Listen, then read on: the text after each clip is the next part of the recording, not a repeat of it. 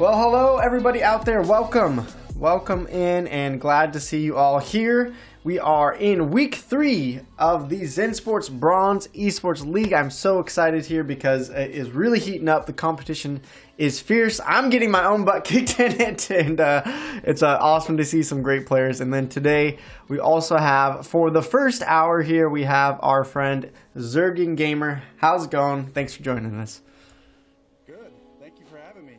Yeah, I love watching the tournaments and the games, and I'm looking to have some fun here. Yeah, and for you, where can people find you if they want to, continue to follow you after the stream? Are you streaming anywhere? Got some Twitters out there? Where can people find you? They can find me on Twitch, Zergen Gamer. I also have YouTube. Just look up Zergen Gamer and you'll probably find it. That's also my in-game name on Splinterlands. Perfect. And have you played in any tournaments before? How's your experience been in tournaments? Usually I get kicked out about the first or second round. I know, like every time I'm playing in this tournament, each week, I skip week 1, and then week 2, my community convinced me, hey, you got to try it yourself. And my goal has been like, can I just make round 2? Because if I get knocked out in round 1, and I don't make top 50% of my own tournament, that's just embarrassing right there. So that's always my goal. And let's see. Say something in. Someone's saying they're having a little trouble hearing. Let's see if try again real quick. You want to say some things? Talk to the audience. Maybe I'll... Okay. All right. Well, yeah, I think they missed you. So I think I had you a little bit too low. Do you want to tell them again who you are and where they can find you? Zergen Gamer. You can find me on, under that name for Twitch, for YouTube, for Splinterlands in-game name. So awesome. Well, thanks everyone for joining us. Hopefully you should be able to hear Zergen as well then.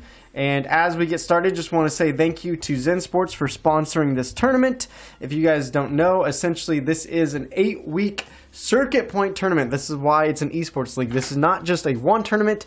It's 7 grueling weeks where you have to perform over and over again, earning circuit points so that you can make that March 4th final best of 5, which of course Zensports is providing the prize pool. So thank you, Zensports, for caring so much about esports for these play to earn games, because as I've said a million times, the prize pool would be about cut into maybe a 10th or a 100th if it was just me running this tournament. So this is what's on the line. If you guys can compete, if you can be consistent enough for 7 weeks and make that final best of 5, you have a shot at winning $500, $300, $150, or $50. And speaking of which, we can look at the current circuit points. So remember, 1 through 8 receive 12, 10, and then consecutively down there, 1 circuit points less. If you finish any of these tournaments 9 through 16th, that's going to be 3 circuit points, and any 17th through 32nd place finishes, that is a 1 circuit point. So you can see Schwarzschild at number 1 here. After last week, did tough stuff. Coming off the last week win of the tournament, was now awarded his 13th points. A leaderboard, Amari, Fadu, Kazarak, Aberd, Haffle, Blue Zombie, and Super Cow rounding out the top 10 there, and Z-Force also tied for 10th. And then a lot of you guys have also earned your first circuit points. We're up now to 48 players who have points. And right now you need about 4 to tie for that top 16th spot. So a lot of good things going on. A lot of tough competition. As I've said, Zergen, it's pretty embarrassing when I've lost so many matches here in my own tournament.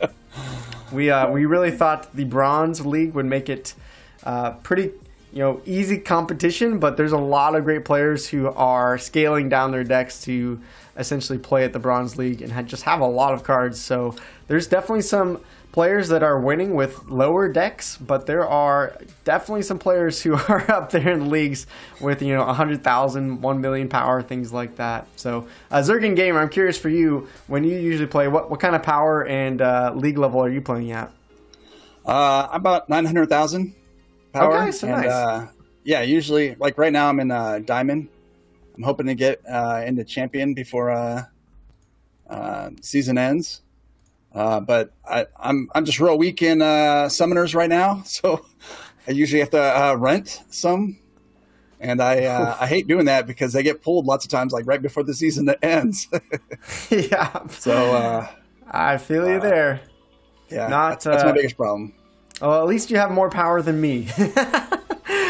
Yeah, so this is thank you guys for rating here. I think I see the Splinterlands official coming in from, I think the town hall just entered. So thank you guys for being here. This is week 3 of the Bronze Esports League, and we just went over the standings here, and now as well you can see today's tournament if it will update here. I think we got the wrong standings here. Let me see if I can update it for us, because this is getting pretty heated here, and we'll talk about the points here in a second. But you guys can see in week 3 so far we got about 3 hours left. We're going to be streaming until the final counter comes down. Last week we saw a really fun run from one player who played, I think, 13 matches here in the last 30 minutes and went from 100th place up to, I think they finished in 3rd there. But you can see right now, current standings, UA number 1 on the leaderboard, Schnapoon at 2nd place, Unit QM, I think is how they're saying their name, maybe, or Unit. And then we got Hathel Blue in 4th, Albi in 5th, and Super Cow in 6th. But remember, there are 28 matches for this tournament, so there is still wiggle room at the top. Right now, 24 wins is going to get you there, but if you want to, there's still plenty of opportunity for players as we scroll down this list here that could potentially get somewhere closer to that 25 wins, especially if they haven't played their matches yet. So that's pretty exciting. We can see definitely some movement coming here in the top 10. And throughout the tournament as well, we just want to start highlighting some players, give these players some credit. And so our first player highlight before we jump into a match today is going to be Haturo. And I want to talk about Haturo Zerging Gamer because Haturo is someone that has really impressed me.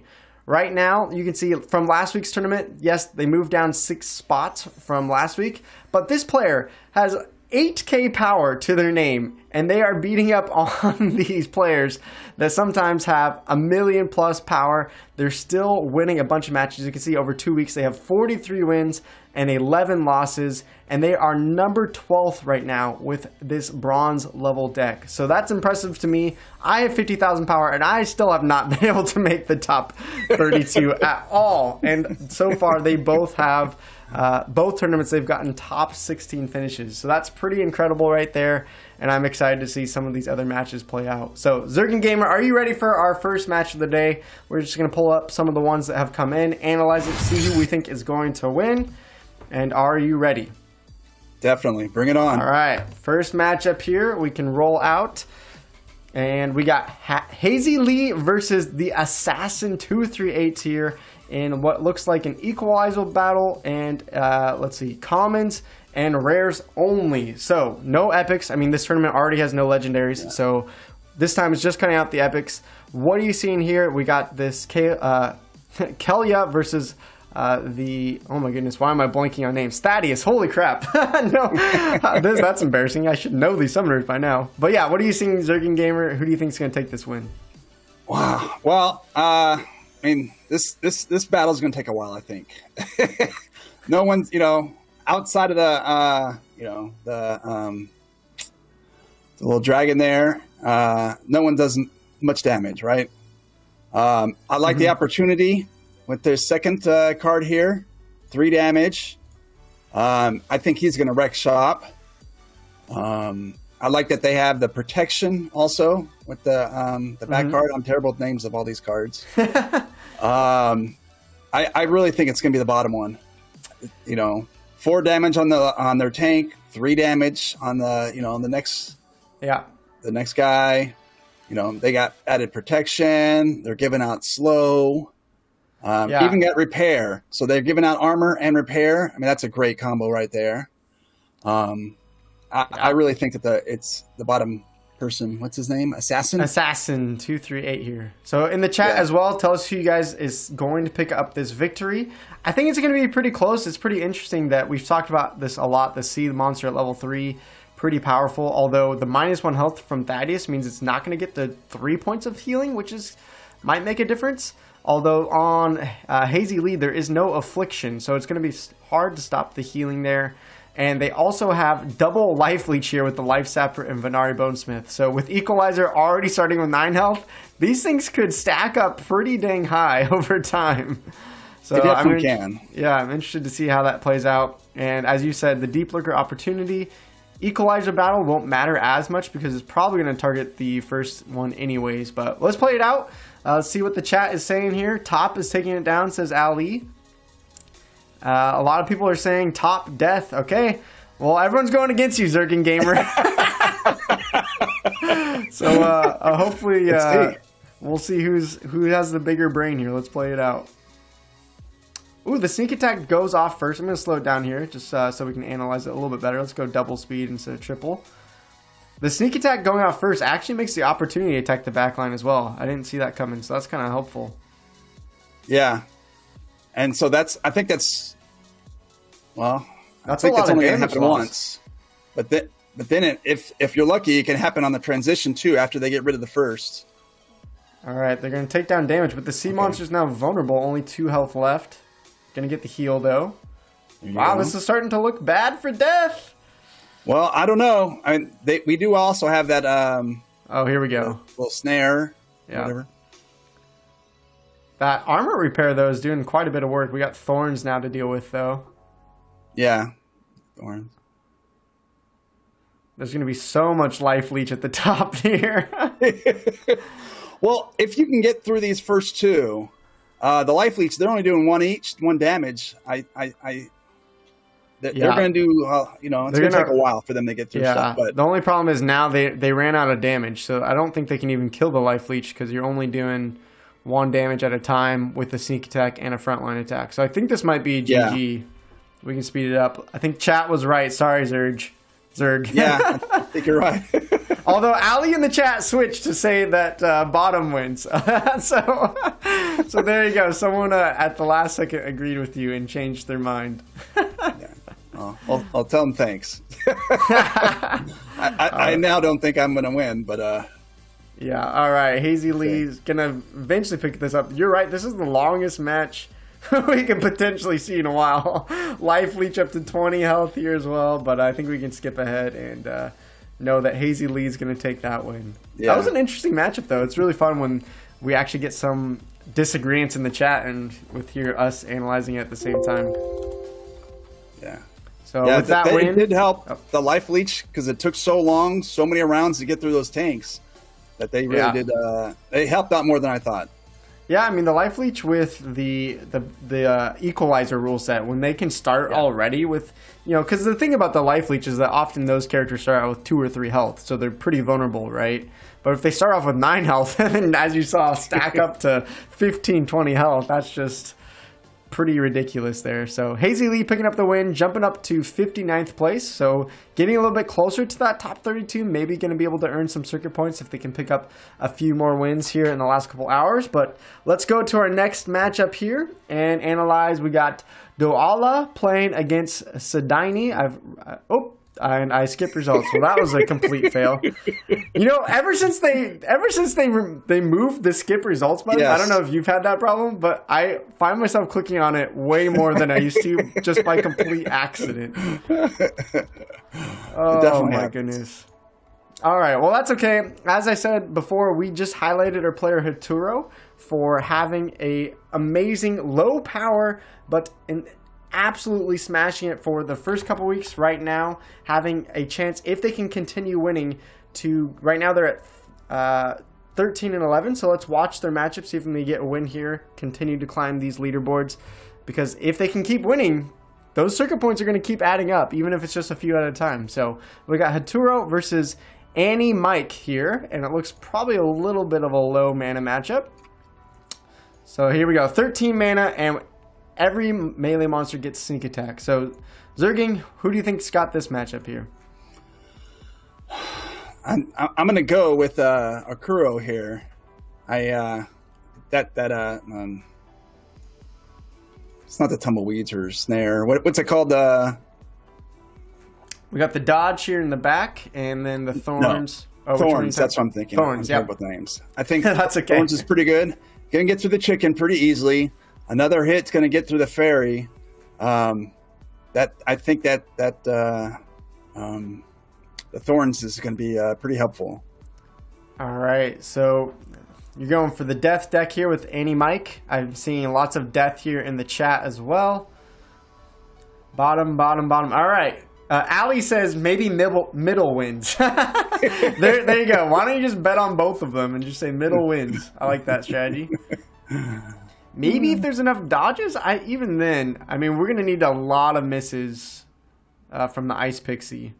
Because he's going to take out the back line. Maybe if he can get a couple misses, that's going to help with the Thorns. No miss there. I think he might still have it, actually. I think chat was wrong, Zerg. I think you were wrong. We're all wrong here. You're right. Power.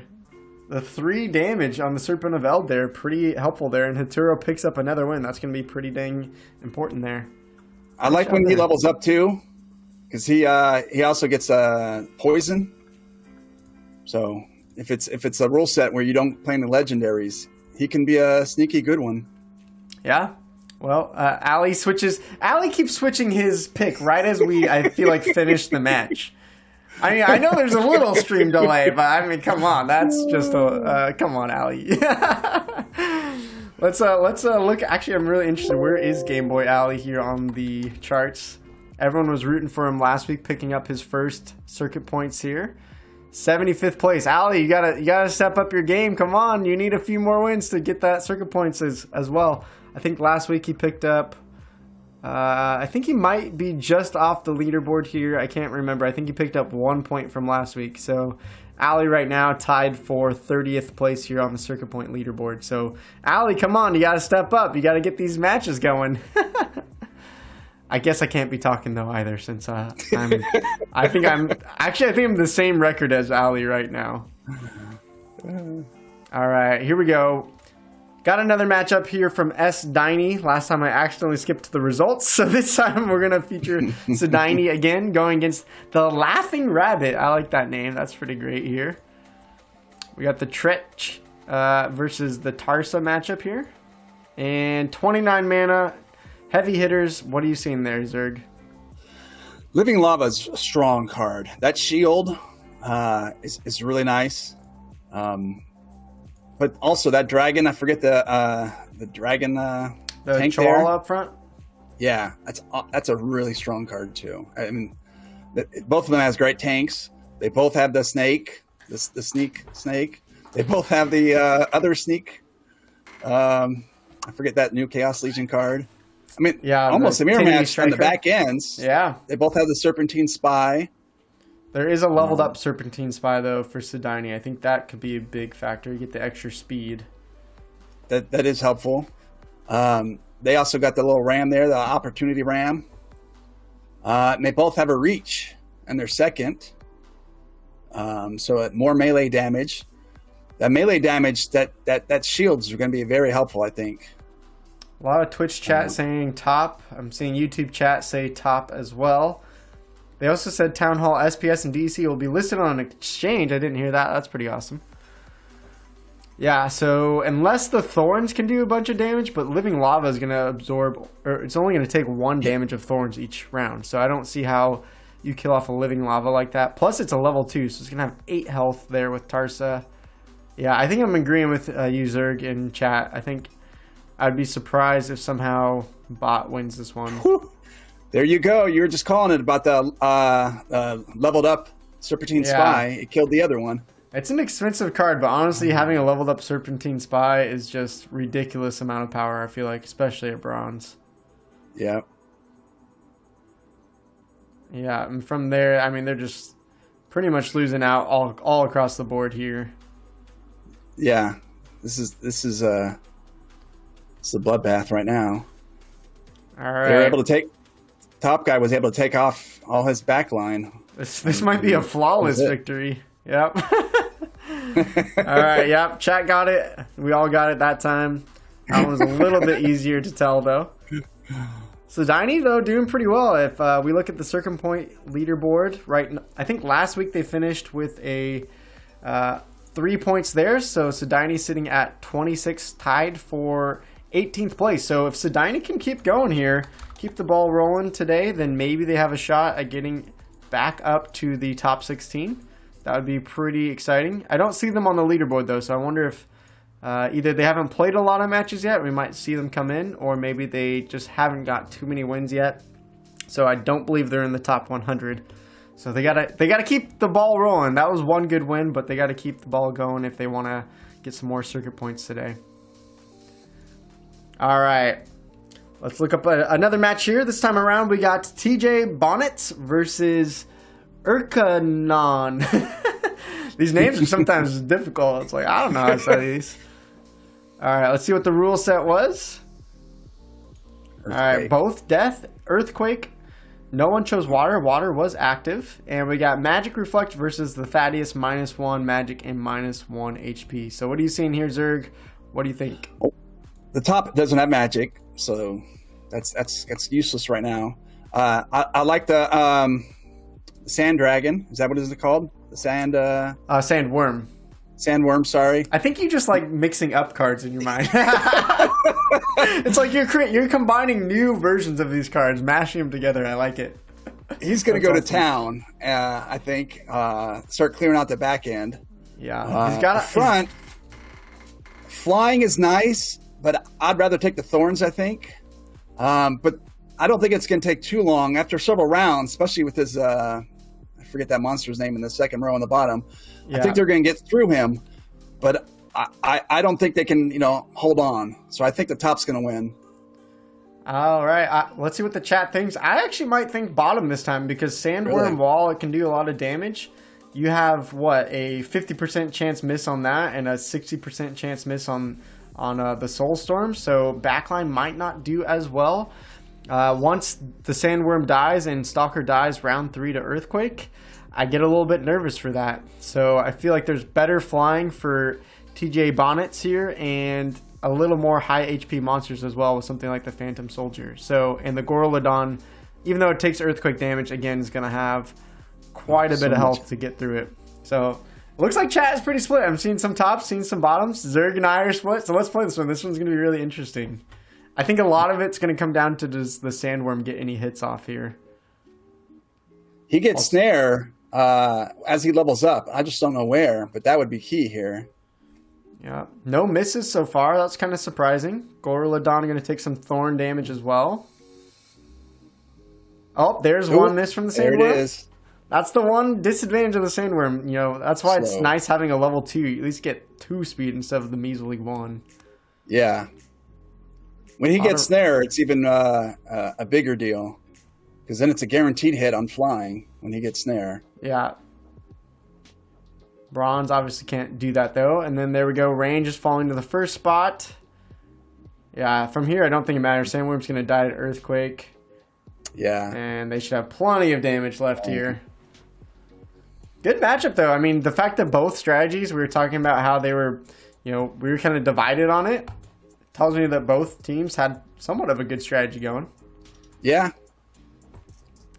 For you, Zerg, I don't know, how often have you ever participated in a tournament as someone that's, it sounds like you have, I think you said 900,000 power, right? Yep. So have you ever had to play in a bronze tournament where you had to level down all your cards? Because I've heard that from players with big card decks. They're like, I'm trying to play in bronze with level 3 cards now? How does that work? I don't even know what abilities they have anymore. Have you had that experience? Yes, especially with guild play and brawls. I'm usually in the a lower league, and I grab for cards that I know I like because of some ability, and they're not there. It's like the piercing. That Sandworm has piercing only at max level, and I usually play with him at max level. But when he doesn't have it, and someone has one, armor, that hit was useless. That did almost nothing. Yeah. So that is that's a problem sometimes. Yeah. That's really interesting. Yeah, I'm curious to see who, as we progress in this tournament, is it going to be the one that takes, is it going to be the winners like Schwarzschild and UA who are more used to bronze and silver leaderboards, or is it those players that actually have, a diamond champion level deck that are scaling down into bronze that actually are going to take the win? I think that's going to be a really exciting storyline to try to follow over time because, yeah, I mean, for some players, I hear it's very difficult to try to relearn the game almost at bronze. So, and it's very different. If you go through the leagues, you'll notice different strategies work at different bronze, silver, gold. Yep. For sure. Well, let's get another match going. This time we got Yatsu versus another Sedini matchup. A lot of matches going in for Sedini here, trying to climb into the leaderboard and get some more points there. So let's see what we got. We got all monsters have sneak attack, and then there was no epics allowed in this battle. So Zerg, take us away. What are you seeing here? It looks like a clear victory for the bottom for me. Just like that, huh? I mean, look who he put in the back. Yeah. They're all going to go. They're all going to get the thorns. Yeah. The top guys, the top guy, why'd he even put the sneak guy in? That's his normal ability is sneak. Yeah. He got no advantage from that. On the bottom, they're going to clean out all those cards because there's no thorns. There's nothing that's going to stop them. Yep. After 2 rounds, there'll be nothing but the tank left. Yeah. We also got leveled up Deceiver with two sneak attacks now. So that's 2 damage. It's going to go. I guess it doesn't really matter because the whole backline only has 1 health anyways, right? So yeah, I think you're right. It's going to be 1-4 here real quickly. Yeah, I don't even think we need to ask chat. I think you're right, Zerg. This one I have confidence in you here. I believe in you, Zerg. Yeah, I think that's just kind of maybe either an error by Yatsu. Sometimes you forget about rule sets. I've done that many times, even in tournaments. And as you said, putting in characters already with sneak attack when they already get sneak attack from the rule set. Sedini really playing that well by just throwing in all those low HP cards. Although it's getting a little bit closer than I honestly thought it would be. It's going to come down to the 1 HP. Well, I guess the miss as well. Okay, well, that was still somewhat close with the thorn damage there. But yeah, still Sedini taking that one. It was closer than I thought, but I mean that's a great tank. Put it in the back, and have the opponents kill themselves, or put him in the front to tank. He's just a really good card. Yeah, never hurts. That's for sure. All right, well, I want to highlight a player who I think I see here in the chat. I don't know if they're still here, but let's move on to our next player highlight, because after 2 weeks, we have the Tough Stuff. They killed it last week. They had 27 matches, Zerg, and 27 wins. No lie. Man. The first time I've actually seen this in an anytime tournament with undefeated power there. 1.8 million power, 50 wins over 2 weeks, 5 losses, and with that tournament win, a rank change of plus 15 with that circuit point surge. That was pretty amazing by Tough Stuff. And now, of course, as we look at the circuit point leaderboard, Tough Stuff still not in first, because the first week they only earned 1 circuit point. They finished 17th, right off of earning 3 at 16th. So that was a little bit bad for Tough Stuff. But you just got to finish top 16. And with the tournament win, 13 points already, it's looking good for Tough Stuff. And I think I saw their name on the leaderboard here again today. Let's see if we can find them out.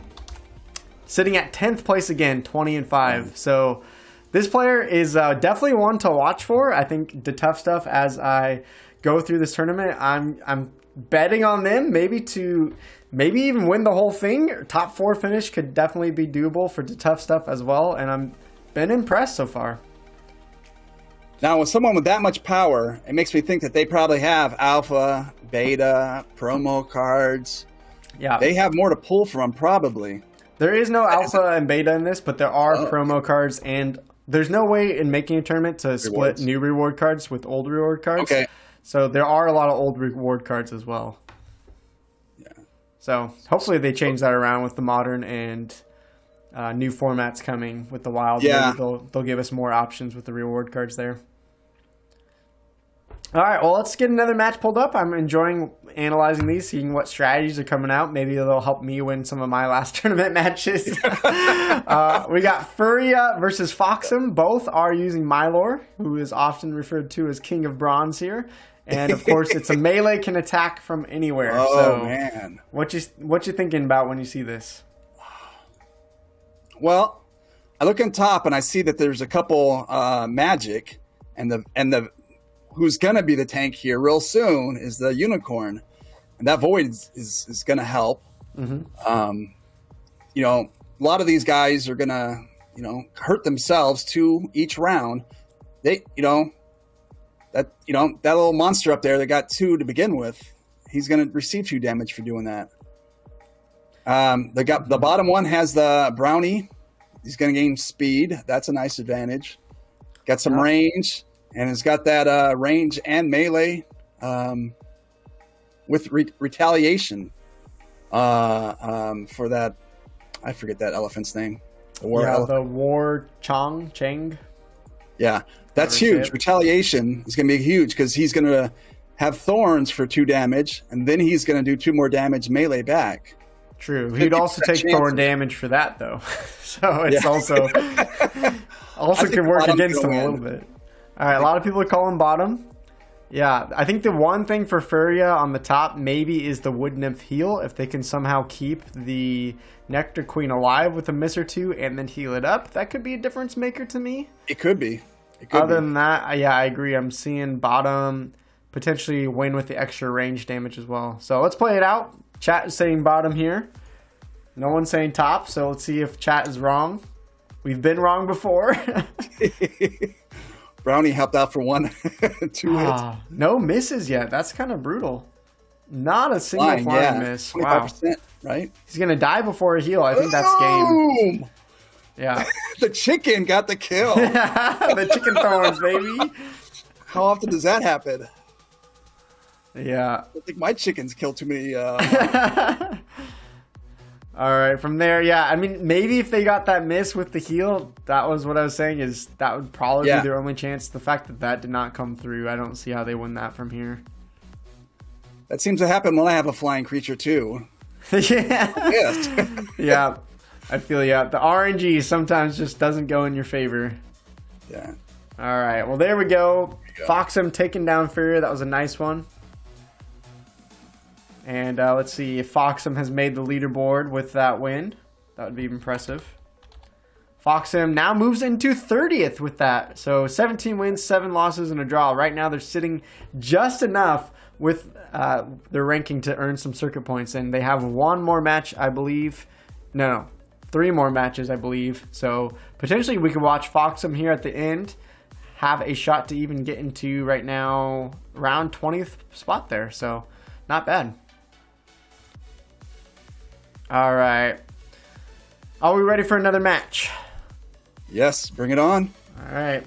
We're just going to pour through them. Keep this party going. We got another Hazy Lee, this time against the Prince on using the Dragon team versus the Kelia. So let's see. The rule set is going to be Opportunity. And here we go. Zerg, what are you thinking?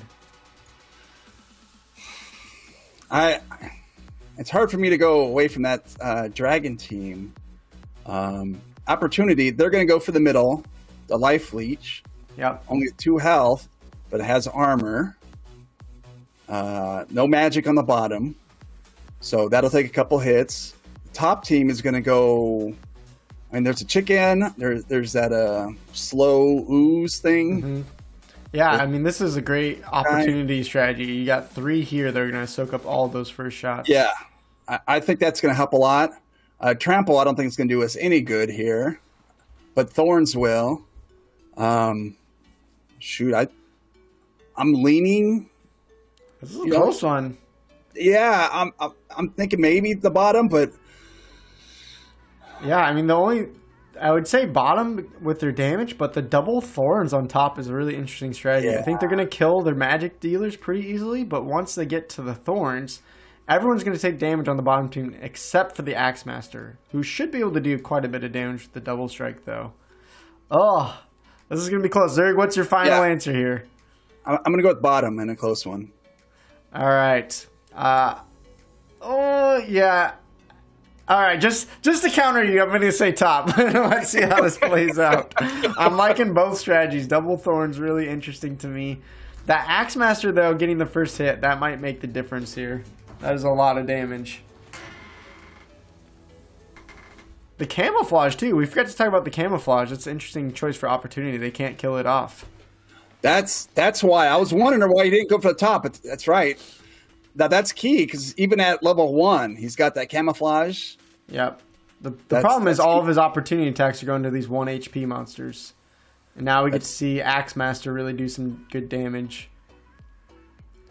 Yeah, here we go. Double Thorn's not quite enough. It looks like Zerg is going to be right here. The Axemaster at these bronze leagues with the double strike is just nice. pretty brutal, actually. Yeah, there we go. Hazy Lee picking up that win. And I was wrong. Everyone can flame me now. I bet you if you would have, replayed that a few times, it could have the outcome could have changed. Maybe. The Kelia had the speed though, so I don't know how many misses the top team. I don't think they could have really gotten one there. But Hazy Lee, nice win there. They have about one more match. They are 16-11, so one more win could actually tie them for a chance at some circuit points there. So congrats to them. They just need one more win. All right, Zerg, I don't know if I told you this, but we have a little segment on here that when anyone's in the chat or anyone's on stream and we play one of their matches, we call it for fame or for shame, because obviously if they win, they get some great fame being on stream. If they lose, then of course, the shame is going to be coming to them. So let's look at this matchup. It's going to be with one of our favorite Game Boy Alis taking on Furia, who we also just watched a match from a little bit ago. And the rule set here is Blast and Equalizer. So you think Ali here in the chat is going to get some fame or some shame, Zerg? Oh, man. Well, for Equalizer, the dwarf, Exploding Dwarf is awesome. But everyone already has Blast, so that kind of negates his advantage. Right. The Serpentine Spy is great with Opportunity and Blast. That's a great one, but that's all he's got is those two. Right. Well, and with Equalizer, again, the Opportunity is probably going to get drawn to the front line anyways. Yeah. Whoever gets hit first, which looks like the fastest is going to be the Dwarf, which he could take out the first tank and then start some on the second because he has a Blast. What's that? He's going to have 2 damage or 3 on that one. If the Serpentine Spy then hits the front also, but there isn't much to kill if that's the way it happens, there's not much to kill the Dwarf, is it? So I'm going to go bottom. All right. Well, some people are saying fame for Ali. Some are saying shame for Ali. Let me see. I think Equalizer Battle is really interesting because generally you want to put the most low mana that you can so you can just get everyone buffed up with more health. So I like that from Ali. However, the Dwarf having that much speed and damage right off the bat, that's going to be pretty huge. So I think it just depends on really the battering ram. And then the Ant Miner is going to get a lot of health at the end. So that's also encouraging, but he's not going to get an attack off till the last spot. So yeah, this could be fairly close, but I'm thinking that Furia just didn't put in enough low mana monsters. This Exploding Dwarf, I feel like, probably wasn't the best pick for 5 mana in the Equalizer Battle, especially as you pointed out, already has Blast. So for that reason, I'm going to go fame for Ali, but we'll see. This one's pretty split as well. The Miner getting 1 HP there is going to be helpful. Yeah, as you see from there, they're not going to have any more attacks off this next turn. It's going to be pretty close. Let's see if they also get a miss, though, on that Dwarf. That could be pretty huge.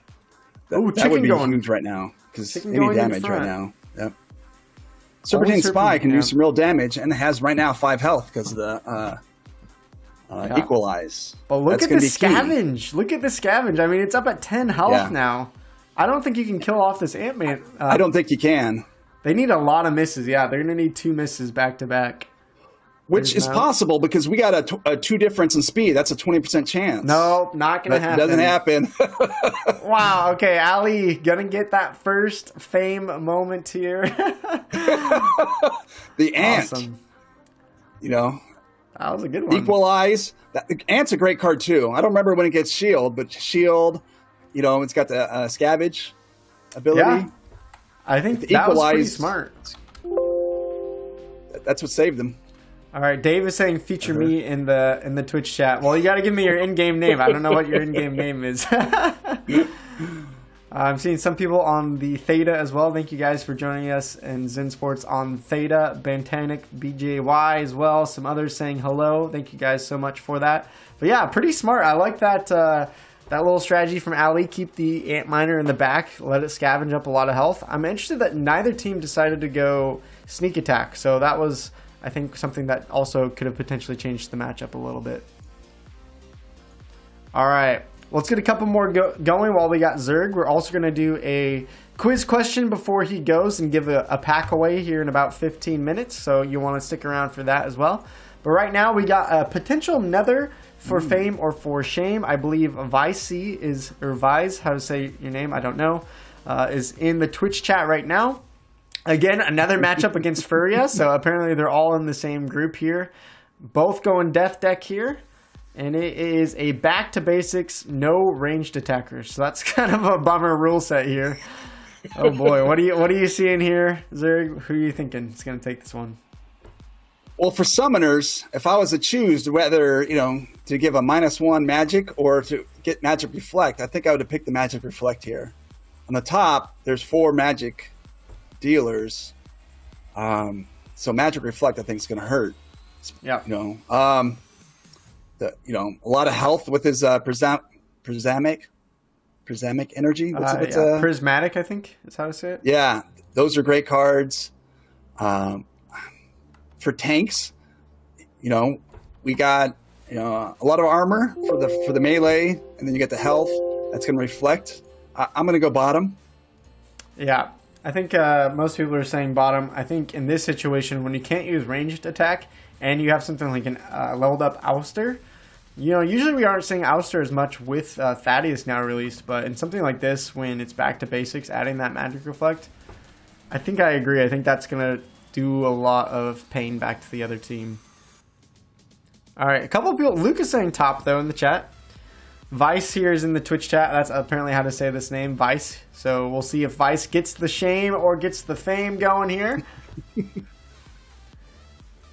Only the 1 magic damage, though, for Furia. It's going to be a slow grind out. Yeah. Ooh, Goblin Mech getting a hit, though, before dying. That's a lot of damage to the front line there. No one taking a miss off yet, either. We'll see, the bottom cards have lost no health yet. That's true. Yeah, they still have full HP. If they're trading tanks, it's going to be the advantage of the bottom. Yeah, if Goblin Mech now get they're going to start dying off, but nope, not going to get another attack off too. It's getting kind of close though. Yeah. Magic Reflect doing the damage, killing out that second player there. Yeah, I just don't think the top has enough HP left now. Nope. It's just chipping, just one at a time. But the more rounds, it adds up. A slow, and the bottom's full death. Yeah. Yeah, there we go. All right. Ouster going to take down Thaddeus. Sorry, Vice, not going to pick up the fame this time around, but it was pretty dang close. It was. Vice saying... That summoner was the difference right there, I think. Yeah. I mean, Vice in the chat saying, I'm going to go with bottom. So apparently Vice remembered which one what that was. Oh, that's awesome. All right, let's see. We're getting a request from Dave to see if we can get some fame or shame for Dave going. So let's do it. I think before we do it, I think let's look. I think, oh, nope, I changed it already. I think Dave is in the top 32 right now currently. So Dave already having a decent tournament, but let's see if he can keep the good times going. We got Akelia versus the Trek or whatever, however you say his name here. It's going to be Blast versus Enrage in this matchup here. I think I'm going top with Blast and Trample and Enrage. Ooh, okay. I forget the name of that tank there. Yeah, the Diamond But Shark. once he gets going, he's going to be a madman. They both have the Aerosmith. They also got Inspire with the shark there. Mm-hmm. I'm thinking top. Yeah. I mean, before we play, I do have to ask, did you just call the Axe Master Aerosmith? Oh, I probably did. That's awesome. I'm just picturing him with like a guitar now doing some like Aerosmith shredding, That'd be awesome. Maybe I think that's there is an Aerosmith, isn't there? I don't know. Is there? Maybe. I was thinking think in like, life, the maybe. musician. Or- That's what my mind went to. Yeah. I was like, dude, that would be an awesome skin. Just imagine the Axemaster instead just like shredding on guitar. So Splinterlands, if you're still here, if anyone from the Splinterlands team is still here, you got to get that going. But yeah, chat, what do you guys think?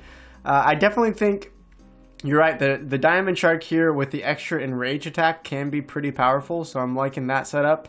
We also got the extra attack from the Demented Shark. So that's pretty interesting as well. This Flying Squid actually with Enrage can be pretty good as well because it's going to get a lot of speed plus a lot of damage there. But I think I might still go... Oh, this is a hard one. Who did you go with, Zerg? I went with top. You went with top here? Okay. I'm going to go with bottom then. I think the Flying Squid with the extra speed, the slowdown from Creeping Ooze can be pretty good in Enrage. That's going to allow the Axemaster to still get some attacks off. I think their Axemaster potentially could see a lot of misses here. So I'm a little bit afraid of that. I think it's going to come down to whoever gets enraged and then sees some misses or hits. Especially with Blast. If you can make them miss, that's pretty important there. Yep, here we go. Look at that speed differential. Rage. Not a single attack for Hazy Lee yet. See, can Axemaster get another Here comes hit? death, man. There. Oh! the See, that's what I'm miss. talking Oh, about. Another miss. Yeah, the speed. my too goodness. much. Flying Squid Enrage taking out two members with one attack as well. There you go. That's game. That's 2 misses in a row. Yeah. That was brutal. Ouch. Sorry, Hazy Lee. Dave the Great gonna get the fame on that one. Wow. That was dang close though.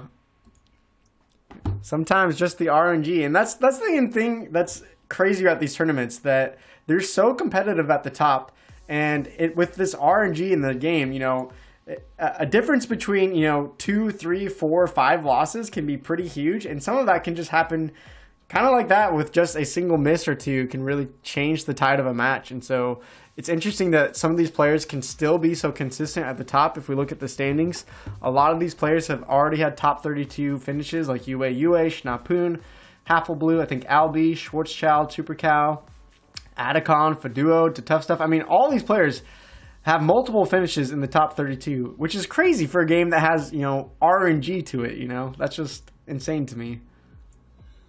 Yeah, it's part of the strategy. The RNG, whether you put in a dodge, a flying, a faster speed, slower speed, you can look at that sandworm and say, oh my goodness, so much damage, like we talked about before, but you point out 1 speed. He's going to miss a lot. So, that it is tough sometimes. I've lost those battles that if I would have played, 100 more times, I probably would have won 99 of them. But yeah, I probably got some extra victories too off some good RNG. Yeah, for sure. Well, there's a lot of people finishing out their matches here in the top 100, but there's a couple players like Amari, who's on the leaderboard, still has lots of matches to go. They haven't played anything day 2, so hopefully they remember to play their matches because they already have some circuit points. They don't want to lose this opportunity at 12-2. That would be quite unfortunate.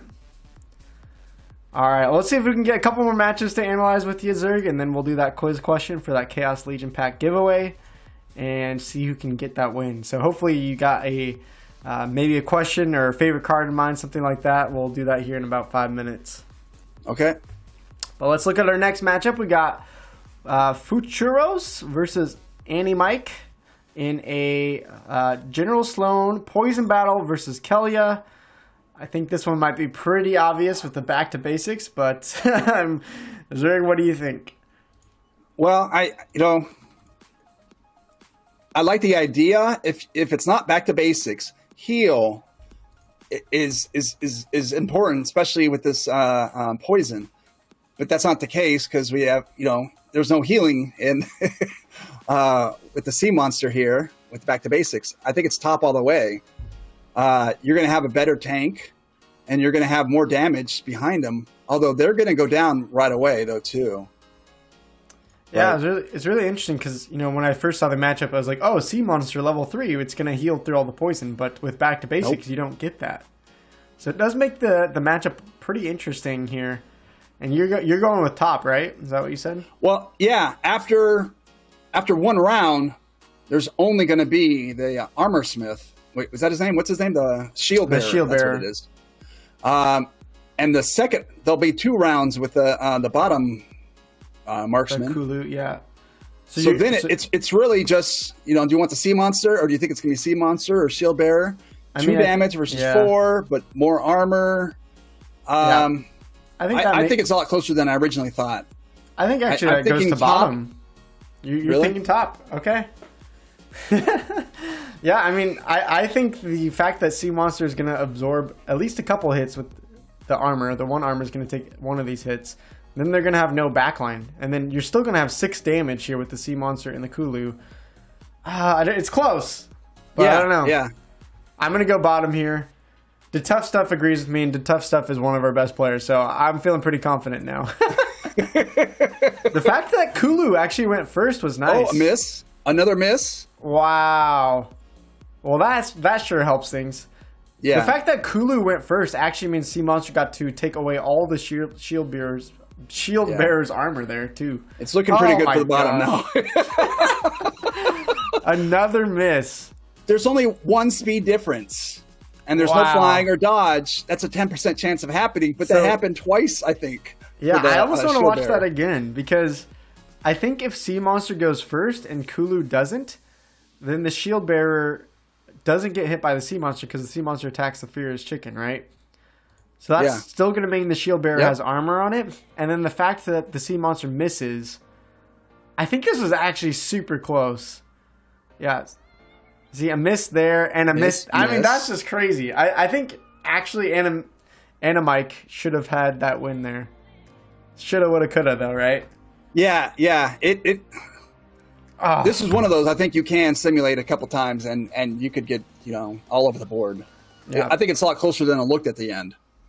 Yeah. I mean, chat is pointing out melee always goes after range, so that was planned, I guess you could say. So that wasn't just complete RNG. So those good misses, game though. Yeah, no kidding. That was that was a lot of misses. With that win though for Churros, that's a now 15-9 record. So they still have a couple games left and have potential to get into top 20 and earn themselves some circuit points. So that was actually a pretty big win there. So GG's there. That's going to be very helpful. All right, well, before this matchup here, we have another player highlight that is going to be featured in this matchup, if we can get over there. We haven't talked about Schwarzschild yet. Schwarzschild, often top of the bronze leaderboard, so you would think this player has a great shot at this tournament. Right now, they're sitting with 172,000 power and over 2 weeks, 49 wins, 6 losses is all they've had, and because they've done so well, week 1, they finished with 8 points, and with week 2 they finished 10 points. So a 4th place finish and a 2nd place finish means that they are actually killing it on the circuit points right now.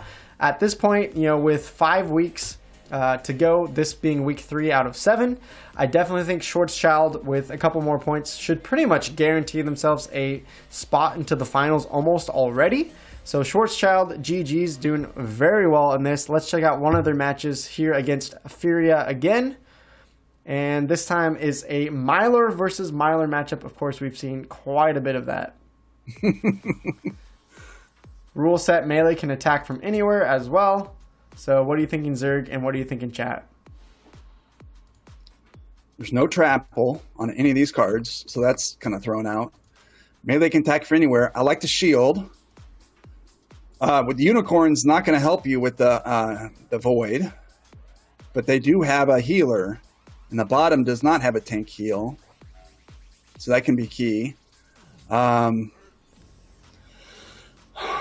kind of like the melee cards on the bottom, though. But that heal and 11 health. Mm-hmm. So that's 3 health each round. Yeah. I think I'm leaning towards the top. Bottom also has one of those OP cards that I talk about often for the tournament. Is the Halfing Alchemist is so huge because that's going to nerf this damage all the way from 3 to 1. Plus the fact that they're all melee back here, they're going to take so much thorn damage. Yeah. I think it could be close though, because Unicorn is the only tank here with 11 health. So if they do somehow kill off Unicorn before the Wood Nymph gets heals, then that's pretty important. But I think with the Halfing Alchemist taking down the infantry to 1 damage, I don't think they have enough damage to really get through the Unicorn. So I agree. I think I'm leaning towards Schwarzschild here. Chat saying pretty close. Someone saying Schwartz. Top team has this. Okay, no one going for bottom here. Let's see if we are correct. Extra magic damage as well. We didn't really mention that, but that's going to shred through their tank eventually.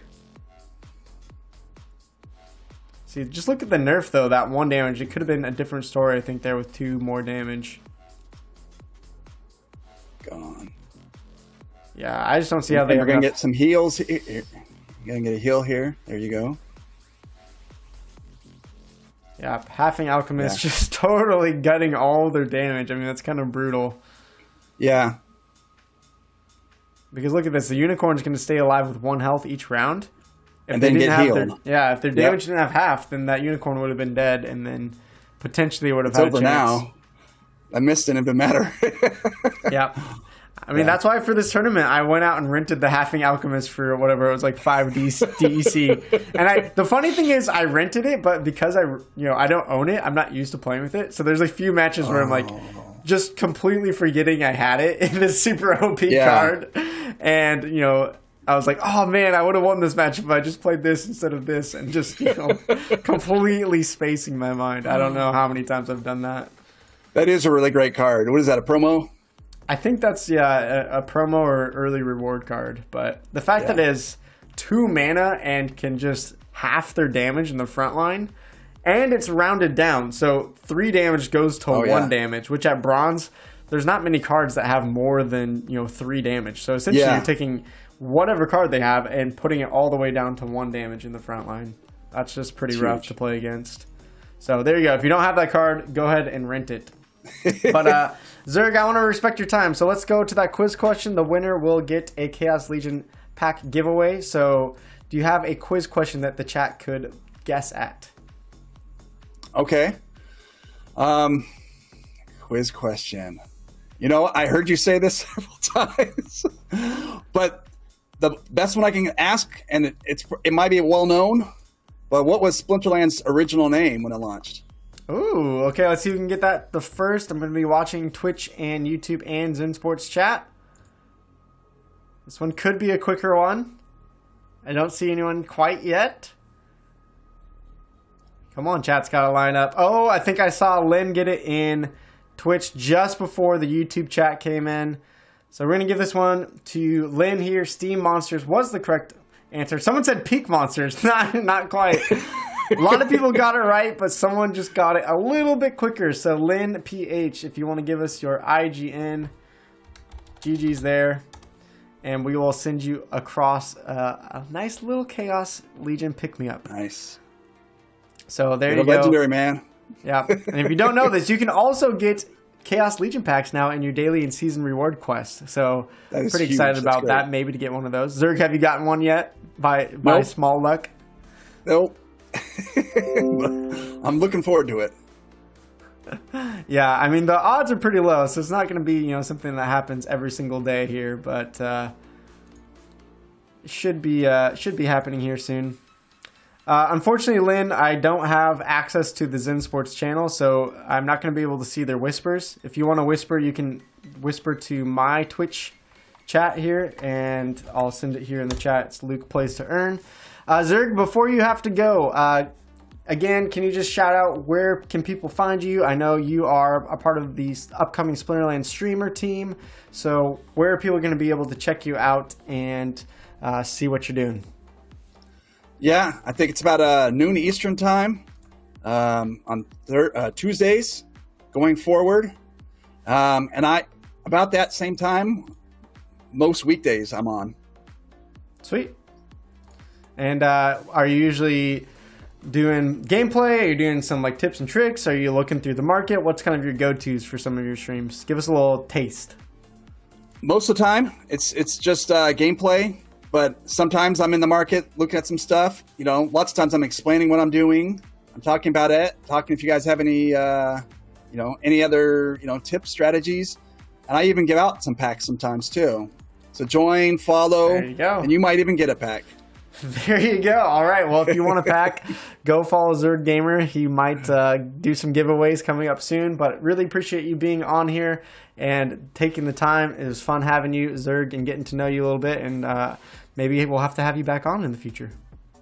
Yep. Looking forward to it. Thanks. Awesome. Well, for now, we're going to take a quick break, give it a little refresh. We still have 2 hours of the tournament to go. Each hour, we're going to do a pack giveaway, so you want to make sure you stick around. We'll have some other guests coming up in the future. And after the break, I don't know if I should be doing this because this is probably going to be really embarrassing, but we're going to actually finish out my tournament matches here. So I got 6 to go that I have not played yet.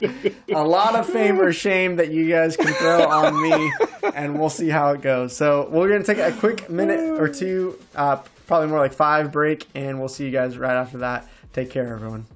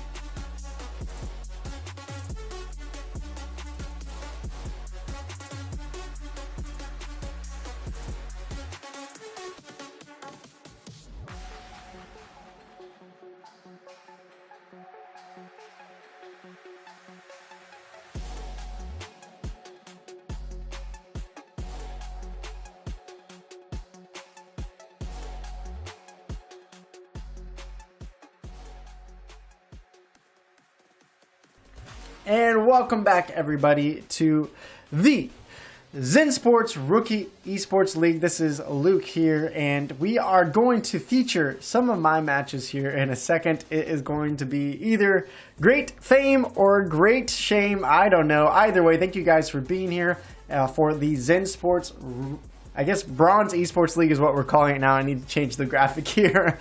But we are on week 3 out of 7, and this is exciting stuff because this is one of the first esports leagues for Splinterlands, and Zensports is providing a $1,000 prize pool for this tournament. It is going to be again 8-week Esport League. So this is week 3, as you notice here in Jan 26th through the 28th. Next week will be week 4, which, if you guys don't know this, you can actually go out there and sign up for week 4 already and get ready for the next week. And then after that, we have 3 more weeks, including week 4 will be the 4th week, then the final on March 4th. So right now, even though you might be like, maybe I missed week 1, maybe I missed week 2 or 3, I don't have that many points. Look at this leaderboard. If you finish right now in this tournament, even in probably after this week, top 8 or top 10, you could be looking at having enough circuit points to potentially qualify or get close. Right now, to be in top 16, UA is right now with only 3 points. So there's going to be potential that, even just 1 good or 2 tournament finishes that you do well enough and earn circuit points, you could potentially be one of those players to qualify for that top 16. If you do so, then that's when you're going to have that shot at that giant Zensports prize pool. So thank you, Zensports, for partnering with us to do this tournament. There are also right now about 16 other players in the hunt, including Maguz, Mappis, Lensmaron, Ruri, NNHS, Slako, Chatmeister, Unit QM, Liriderlel. My goodness, you guys need to make some easier names, please. We got Sedini in 26th, 27th, the Necromancer, 28th, Schnapoon, King Arminus, Brum Gunter, MRKSJP, and Godzilla running out the top 32 right now. But again, week 3, there are more points to be awarded here soon. So right now, as we have, you can see there are 2 hours left in the tournament. We have UA here sitting at number 1 with only 1 loss so far, 2 or 3 matches to go. So potentially could end this tournament with 26 or 27 wins. Right now, Unit QM as well, going to finish in 2nd place, more circuit points to them, and Schnapoon, Haffle Blue. So a lot of players actually could be jumping into the top 16 and knocking other players out this week. Albi, Shortschild, Super Cow, and AdCon06, which is a great community member of the Krill Crew. Glenn there, I'm excited to see them. They were, I think, 13-1 after day 1. So popping off there again with only 11,000 power to their name. That's pretty amazing. Seeing Faduo, the tough stuff as well here at the top, Maguz. So lots of people getting some more circuit points throughout this week. Vice here, we got some fame or shame earlier from Vice. Foxconn Mars, Dave the Great. There are a lot of players here that are going to be earning some good amount of circuit points. But again, it could go anywhere. With 4 more weeks after this, it is going to be anyone's race here at this point. So I'm pretty excited to keep covering this week by week, keep this Zensports Tournament Esports League going. And today, of course, I thought it would be fun to just feature some of my battles. Okay, I'm not the best player. Last tournament barely made day 2. This tournament, I almost again didn't make day 2. I think I was 8-6 after day 1. Played a couple matches this morning and won a few, so that has helped me. And right now, I think if we switch the screen, you can see I'm currently in 76th place with a 13-8 record. And so since right now we're going to wait for our second guest of the day, as you can tell, have 6 matches left. And I was like, well, instead of playing them right now and trying to rush through them during the tournament, wouldn't it be fun just to do a bunch of for shame or for fame of your host, Luke, here, and see if I can put my money where my mouth is, try to win some games. Maybe if I can get top 32, that would be incredible. I'm not going to take any circuit points away from others since I'm the host. So if I earn a circuit point, which I probably won't, I would need a lot of fame at this point. But if I do, I'm going to give it to the next person up behind me. So we'll see. This is going to be exciting. To get in the top 32, I would need to finish, at least at this point, with 17 or 18 wins. So I'm talking about winning, essentially 5 of these last 6 matches. So I don't know who believes in me. I don't know if I even believe in myself here, but let's see if we can make some magic happen. I don't know. What do you guys think? Is it possible? Whew, this would be crazy if we can make this happen. So I can already tell this next matchup is against HGHS, who I know has some great amount of cards. They beat me, I think, last time here. Let's see if they're on the leaderboard. Right now, they're sitting in 35th. So this player already I know is going to be pretty difficult to beat. So I'm a little nervous starting us off with a tough matchup here. So let's get this game going and see. We hopefully won't get stream sniped, but if I do get stream sniped by someone, whatever, not a big deal. I don't care. It's just for fun for me right now. All right, we got 23 mana here, and we have Equalizer plus Enrage. Normally, that would mean I would use like Water Deck and some Magic here, but because we can't use Legendaries or Beta cards, we don't get Ulrich. Although we could look at Kelia for Enrage with the extra speed is kind of nice, but let me just make sure I don't want to use Life Deck here. Usually Life Deck plus Enrage isn't great because there's already low speed members on life. So instead I'm going to go Kelia, look for some great tanks that is going to have some Enrage. Serpent of Eld might be good here because with Equalizer, the thing that's weak about Eld is that they have low health generally. We could put Captain's Ghost for an Affliction just in case they run heal. We also could look at Sea Monster, but that's going to give their whole team 9 health, which I don't know if we want to do that. Axemaster might be good here, but that's a lot of mana as well. So let's start off with some lower characters. Since it's Equalizer, it's great to get some lower HP because they're going to get more HP with Equalizer here. We can put Ice Pixie and Halfing Alchemist. Both those would be good cards to stop some of their damage, and Ice Pixie is going to get a lot of health as well. Usually in Equalizer, I like to put a lot of damage into one source since everyone's going to have a lot of health, so I don't think playing Uraeus here makes too much sense. How much mana do we have? We have 7 left over. You could put Wavesmith to give us a little more armor on our Serpent of Eld. We don't have a ton of damage is the only thing, so maybe something like Kulu could be good instead. Halfing Alchemist and back since it has the 1 armor anyways. And then maybe a heal on our Serpent of Eld. Just try to keep it alive for some time. Is that smart? Maybe I want to put Kulu in back, actually. Halfing Alchemist or Kulu in back? I don't know. Okay. This is kind of a low damage comp, so I'm a little bit afraid, but let's try playing it. I'm assuming most of these players are already, so hopefully we get some live fame or for shame here. Dank Boy believes in me here on YouTube. I'm seeing in Twitch, Albie is saying, let's go. Maybe they believe in me. It's going to be a Kelia versus Kelia matchup. Not too surprising there. Let's see what they do. So the heal does come out. They do split up their damage to sneak. So that's going to be unfortunate because the Halfing Alchemist is going to die. He is going to have the 1 shield though. So as long as we don't get too many misses. The misses in Rage, I forgot about Kelp Initiate. Kelp Initiate gets what? 8 speed?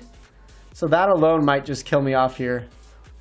Let's see if the RNG can be in our favor. I'm a little bit afraid here. The Creeping Ooze is going to stop from getting too much enrage.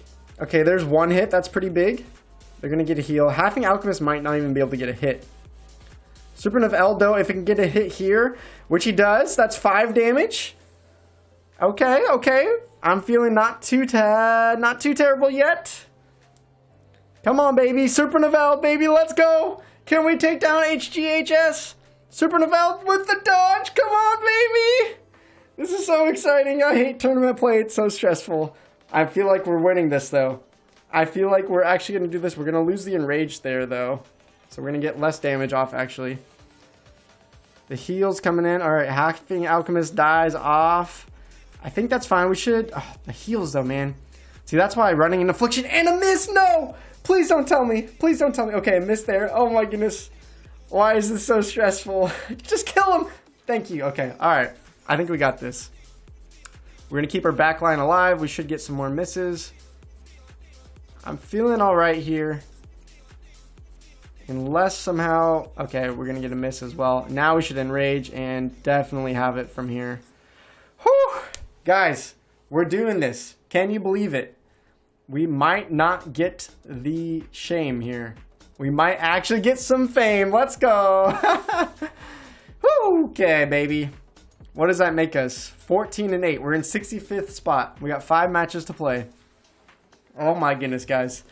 I might sound like I'm being really loud here. I don't know if it sounds like I'm being really loud, but I can actually just feel my heart pumping right now. I don't know why. I mean, I do know why, because it's a tournament here, and I'm trying to play this live.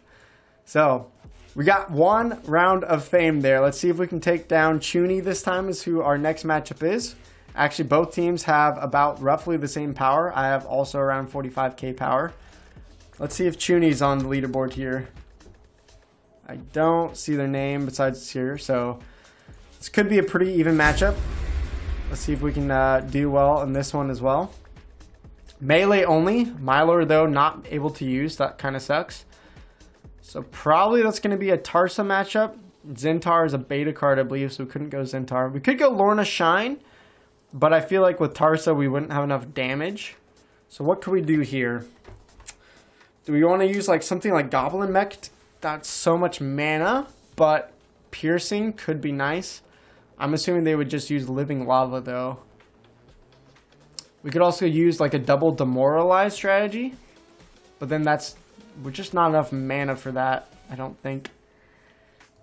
Disintegrator plus Living Lava. I just feel like that's probably what they're going to go for as well, though. So really, what advantage are we getting? I don't know.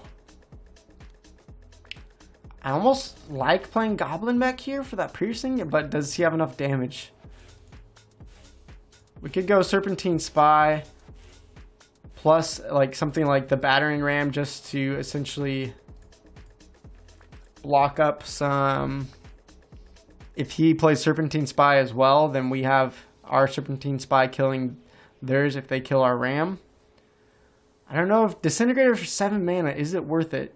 That's going to block up the sneak attack. We don't have any sneak attack ourselves, but we're going double opportunity. Because if we don't place Disintegrator, then that just leaves us with playing something like the Tenyi Striker and Uraeus. Maybe that is better? Because we do have a leveled up Uraeus. Alright, I kind of like that better. Will it work out? We also could go Platoon instead of Living Lava in the front. That would give us 3 more mana, but for 3 more mana, I don't feel like I have any cards that I would want to play anyway. So let's try this. I don't know. Okay, it's another live battle. Oh, crap. Here we go. More fame or more, finally, our first shame of the day. I don't know why it makes me wait. I feel like they have already submitted their battle. Come on, baby. Don't let me down now. We got this. We got this. Tarsa versus Tarsa. Not surprised here in the melee only. Let's see if our leveled up sneak attack can do it. Oh, no Serpentine Spy.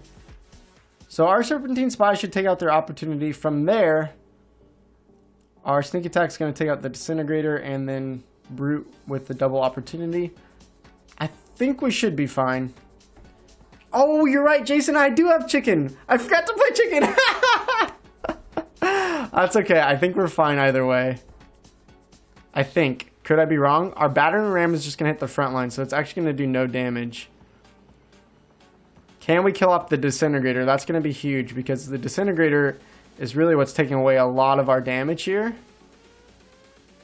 And that stupid Battering Ram. Attack the backline. That would have been way better. Alright.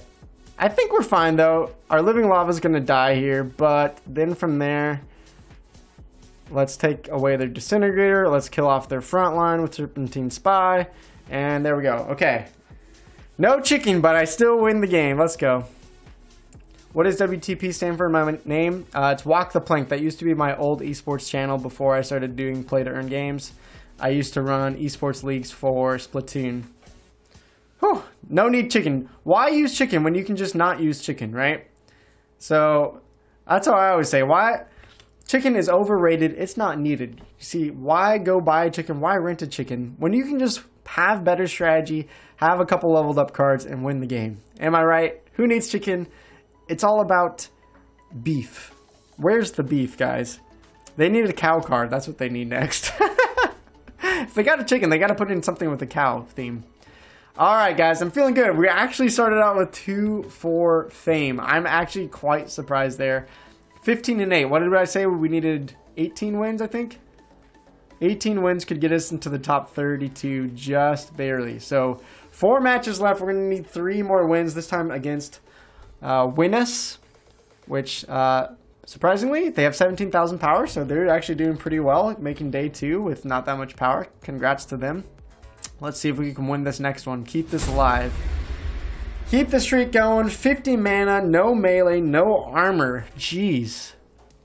Okay, well, most of the magic damage would be coming from...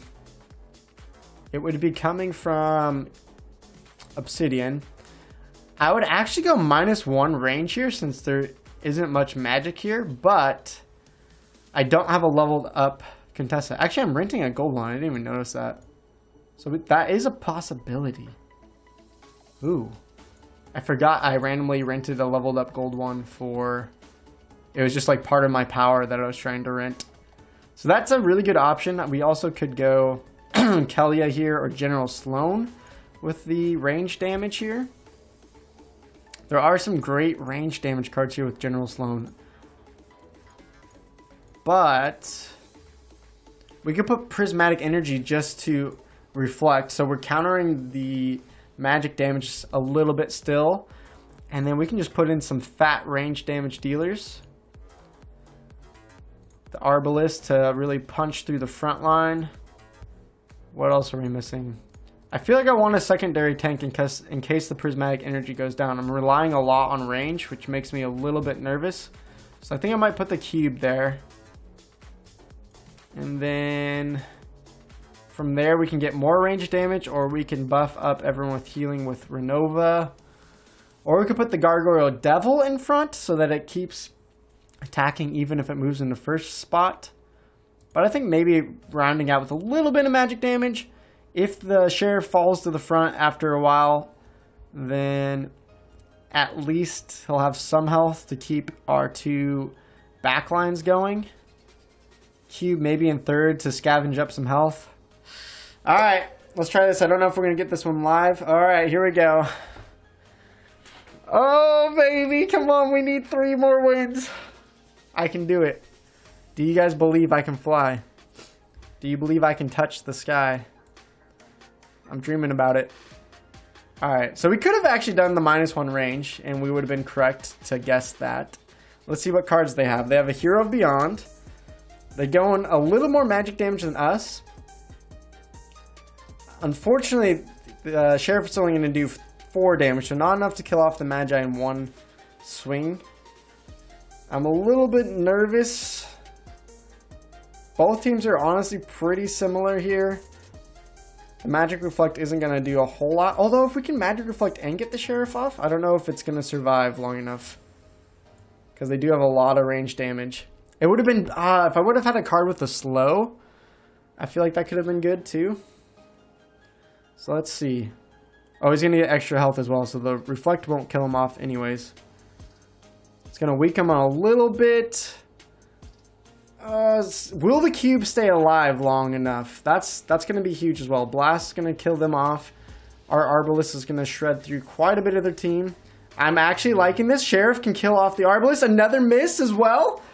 Oh, baby. Come on. More fame. Let's go. I'm feeling it now. I'm feeling it now, Mr. Krabs.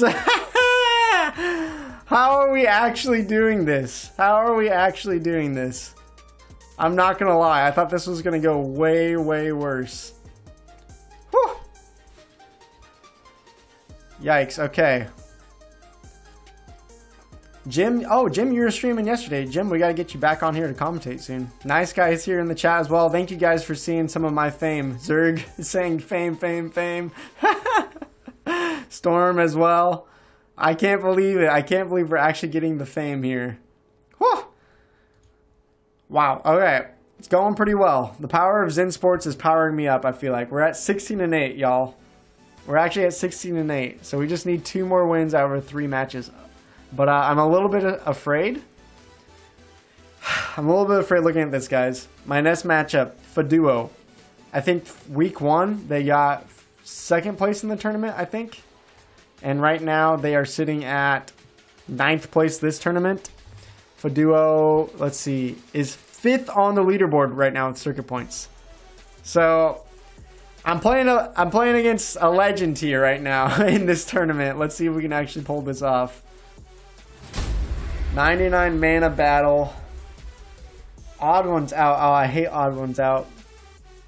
So they got a leveled up Mylor. Unfortunately, we don't have a leveled up Mylor, so that's going to be a bit of a disadvantage. Let's see. What cards do have good odd ones? This is like my least favorite thing to do. We do have a good amount of Tarsha odd one cards, so that could be an option, but I'm a little bit worried because of Armored Up. Either he could play Mylor or just Obsidian with Armored Up cuts through a lot of that armor anyways. But the problem is, with it being 99 mana battle, there's not a ton of odd one cards with high mana, so you're wasting a lot of mana potentially. Oh, guys, I don't know. Kelia is also not bad because of Narissa, Axemaster. Those are some good cards with high mana. Not a great tank though, because Serpent of Eld could die off if they use magic damage. We could potentially put in Flying Squid. This one I'm going to be scrambling in. I can already tell. We could go something like this, because that's a lot of good mana use. But the problem is, if he does use Mylor, Phineas, Forgotten One are going to be taking quite a bit of damage there. The Inferni here could punch through some of that armor with the 3 magic damage. I don't know, guys. I actually just don't know. Flamesmith knock off their armor with the Shatter ability? I don't know.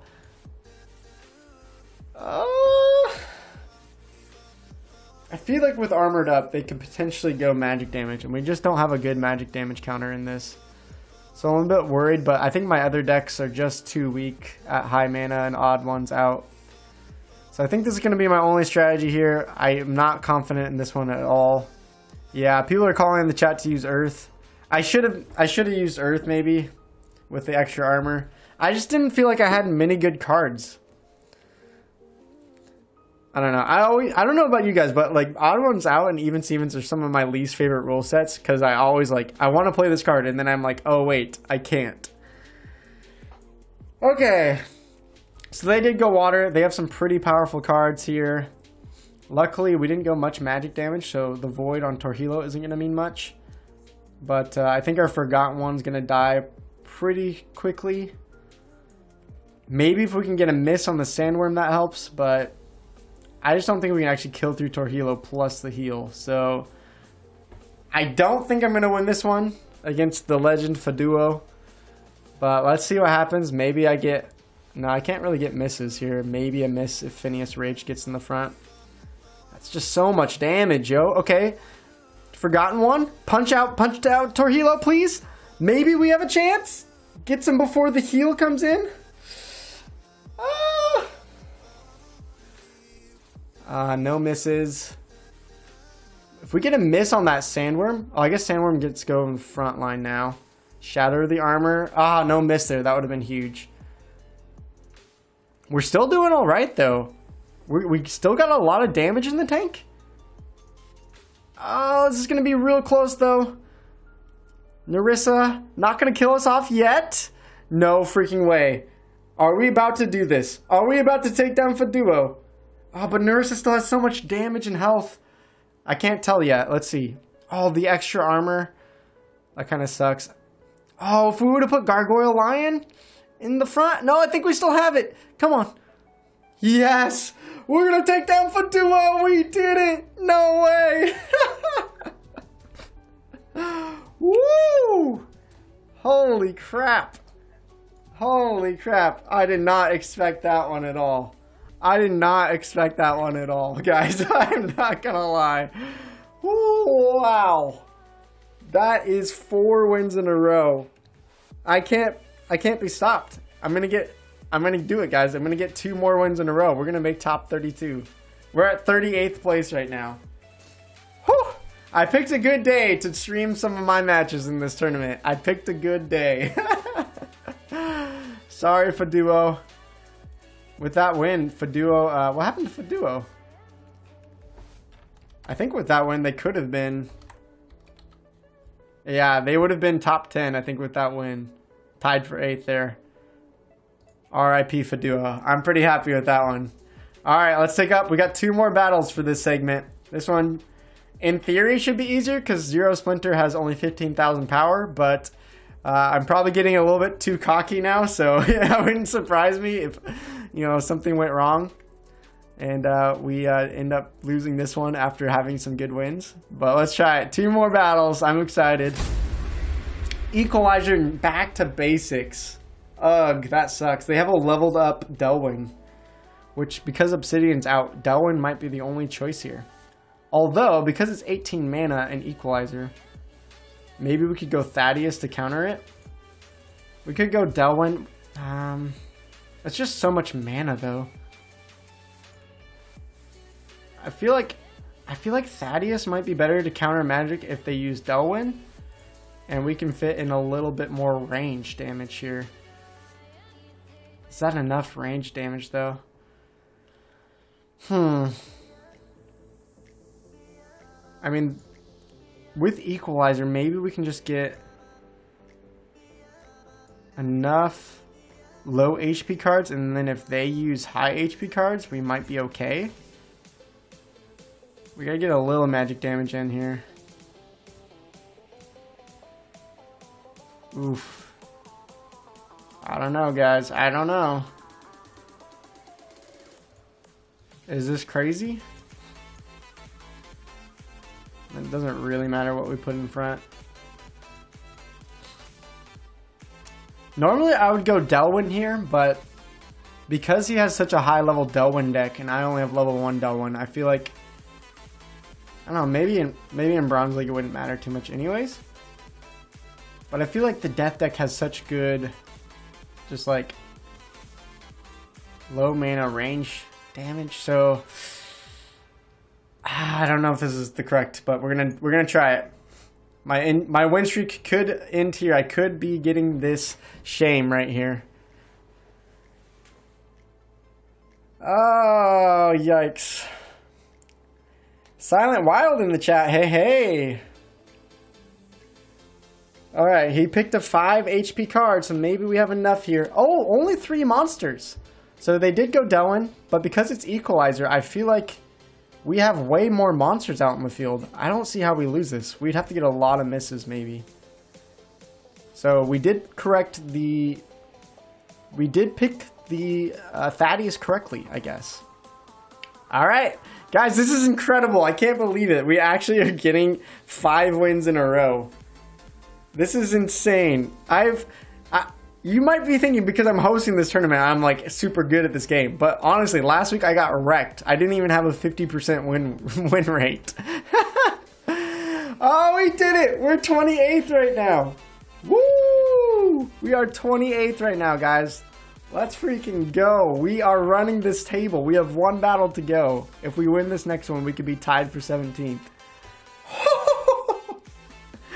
This is why you play in tournaments, man. The adrenaline rush, the excitement, the agony of defeat, but the fun of winning. Man, I'm glowing right now. I can't believe it. I freaking can't believe that was 5 wins in a row. I mean, what a weird time to be alive. What a weird time. Well, let's play our last match. Maybe we'll do a little trivia question to give away a Chaos Legion pack, and then, you know, we still have an hour and 20 minutes of this tournament to see who can actually win it. Obviously, I'm not going to win because I have had 8 losses already. Day 1, I did not do this well. Day 2 going a lot better for me, apparently. But even if I finish with circuit points, I'm not going to count it. I'm going to move everyone up 1 rank that's behind me because I'm not going to be, as the host, taking circuit points away. But it's just fun. So let's see if we can take down last player, BCS. They have 2.7 million power. Oof. Alright, I'm assuming this player might be up on the silver leaderboard. 13 mana in Rage. No epics used. Oh gosh, I mean, in Rage, usually I'd use Kelia for this. Only 13 mana. I mean, the smart thing would be to use like something that has high speed and good melee for the Enrage. We could also try to counter that and just go something magic, but 13 mana and Delwyn, that's not going to leave us any good options. Lorna Shine would be good, but I don't have a leveled up Lorna Shine. So, and there's not many enraged monsters that I love in the life deck. So I'm thinking Tarsa is going to be our best pickup. I mean, something like Nightmare here with 4 speed can be good with Enrage and Blast. But then again, that leaves us with 1 mana. So it's kind of like, maybe we could use the slow and blast and just hope Nightmare takes the win by itself. I'm struggling a little bit. We could also go Pyre instead of Tarsa. A little less damage. We get even more speed on Phineas. What other high speed, high damage characters are there?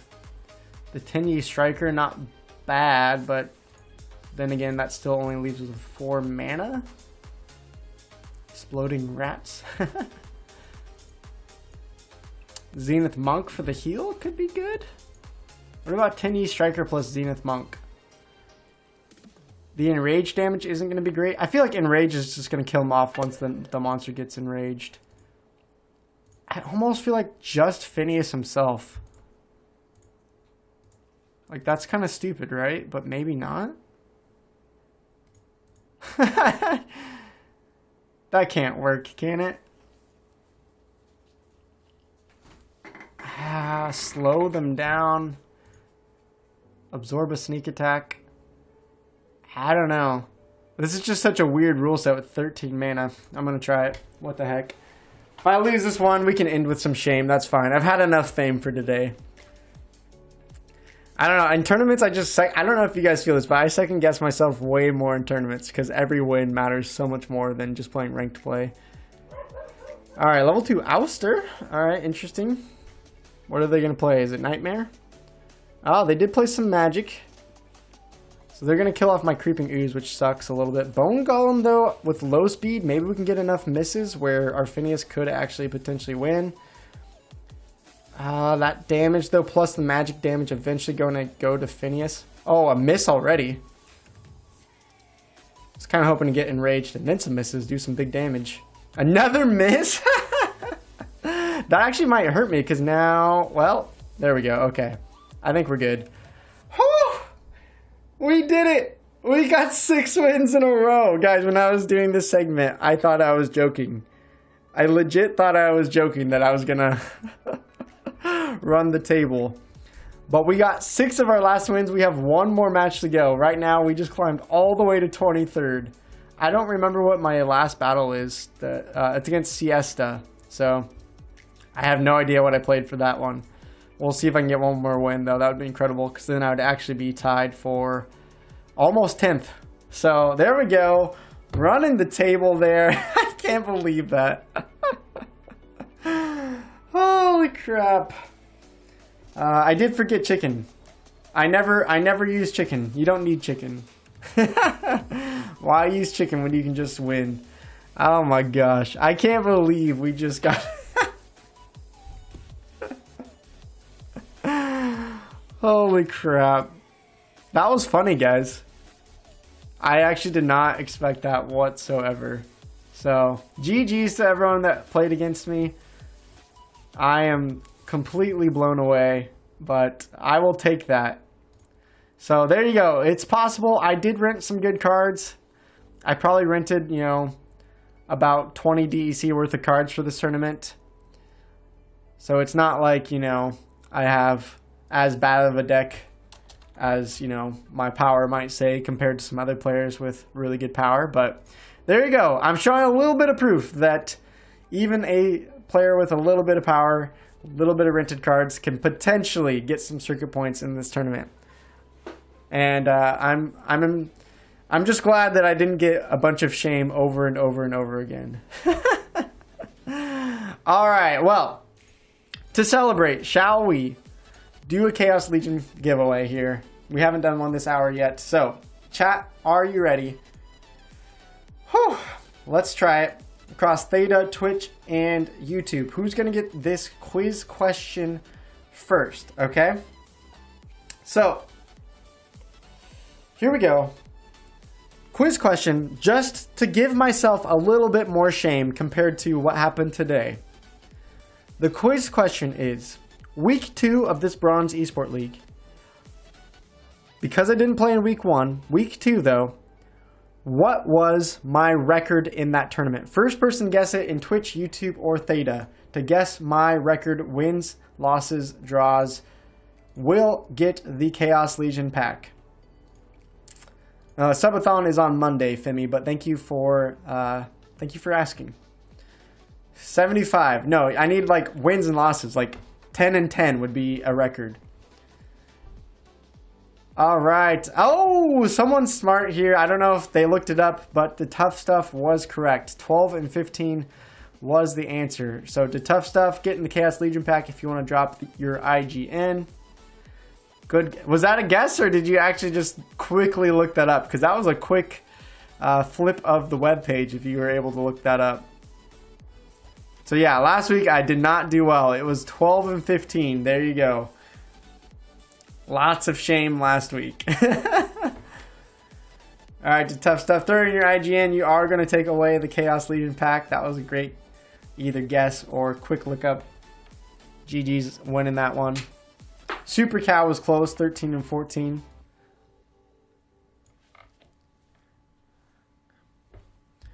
I just remembered that I went 27 and 0 and you said you went under 50%. Well, that was perfect timing. I guess I didn't need to ask for your IGN. I already knew your IGN from the tournament. Well, that was a good guess. Using some, what is that, inductive reasoning? I don't know what the word is there, but that was some quick thinking. Nice guess there and quick maths. Well done there. Whew.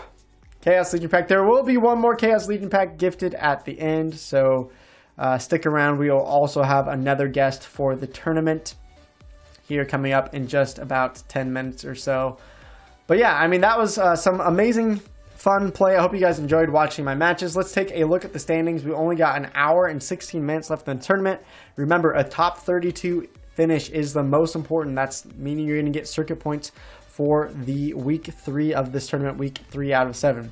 I can already see in the standings, really interesting, Unit QM jumping up in the lead over UA for now.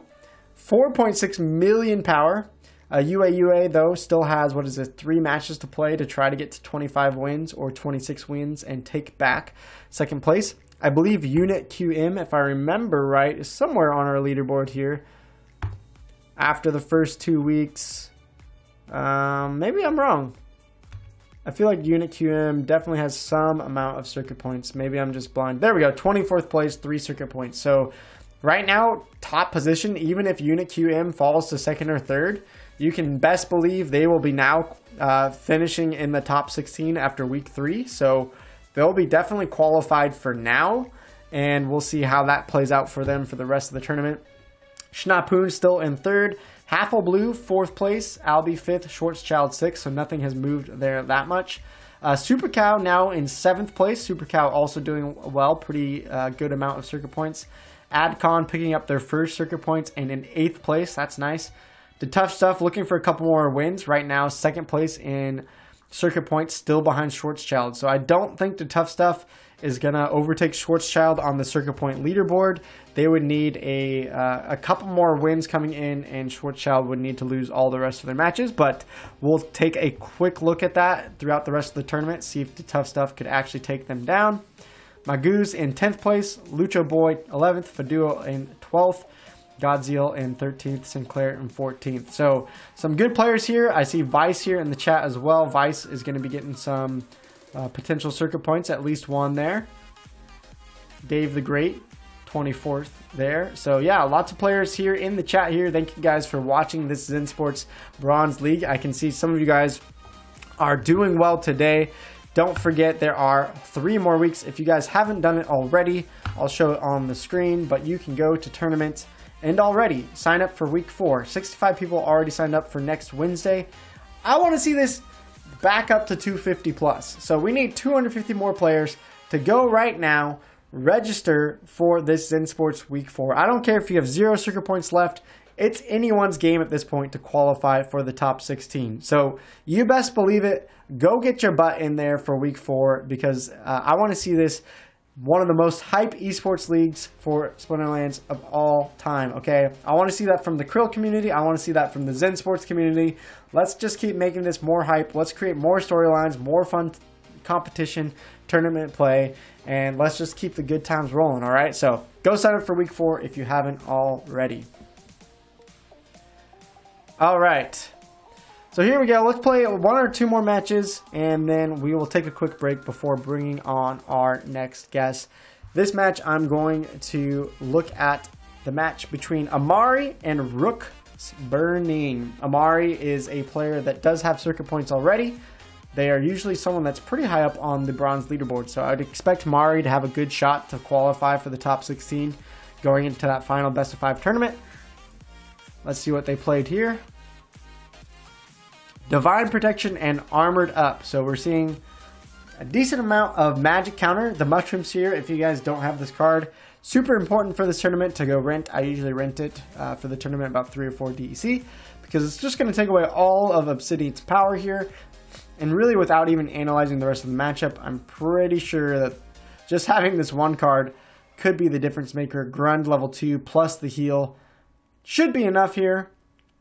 I do like Rook's Burning comp to kill down the Grund if the Mushroom Seer was there. It's also interesting they use the Rusty Android for that Magic Reflect, but the double heals is not going to keep the Rusty Android alive. They do have the Failed Summoner for double Magic Reflect, but I think Grund is going to take them down. Let's see what the chat thinks though. Oh, I started to roll it a little bit. What one do you guys think is going to win? Is it going to be top with Amari, or do you think bottom Rook's Burning is going to win this one? All right, I'm seeing bottom here. No other guesses yet. Let's see. Come on, guys. Throw out some guesses there. Top. Nice guy saying top. Mari going to take it. All right. Yeah, I think that one's pretty obvious. Divine Protection with the double strike, also a great move.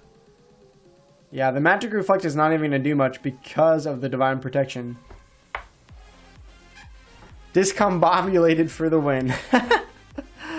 Grund with the double strike, especially in Divine Protection. You're going to knock off the Divine Protection and then knock off really any other armor or things. So healing up Grund, just going to keep him alive. There's no way that Grund even dies here. So there we go. Amari, GG's, I think is going to win. Maybe if they get a million misses against the Periton. But even then, it would be pretty surprising. Let's see. Okay, 2 misses so far. Oh, the double hit there, though. That's going to take the Periton down, and I think that's going to call it. All right, GG's there to Amari. Nice win. Chat was right, except for one person said bottom, I believe. All right. Ooh, I see a for fame or for shame matchup here in the standings here. Coming through is our Super Cow. I think I saw a Super Cow in the YouTube chat earlier.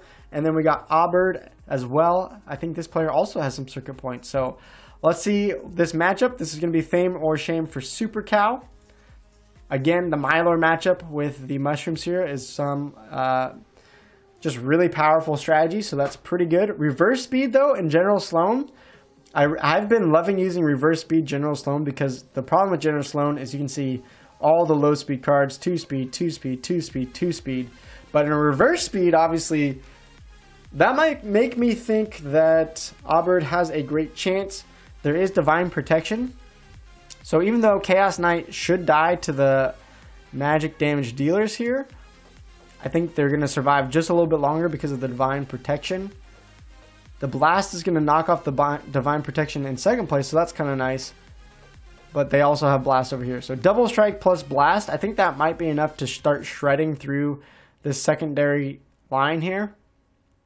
there's really not much tankiness after the infantry goes down. So because they use Mylor, and General Sloane's a pretty good counter to Mylor because you're not getting any melee damage except for the Chaos Knight here getting thorned. I'm going to go Auberd, but what do you guys think here in the chat? Who's going to take this one? Nice guys voting for bottom. See any other guesses? Zerg is saying bottom. Bottom from Vice. Dave is going... oh, Dave said nice. Green is going to get destroyed. All right, everyone's going for Auberd here in the bottom. Let's see if this happens.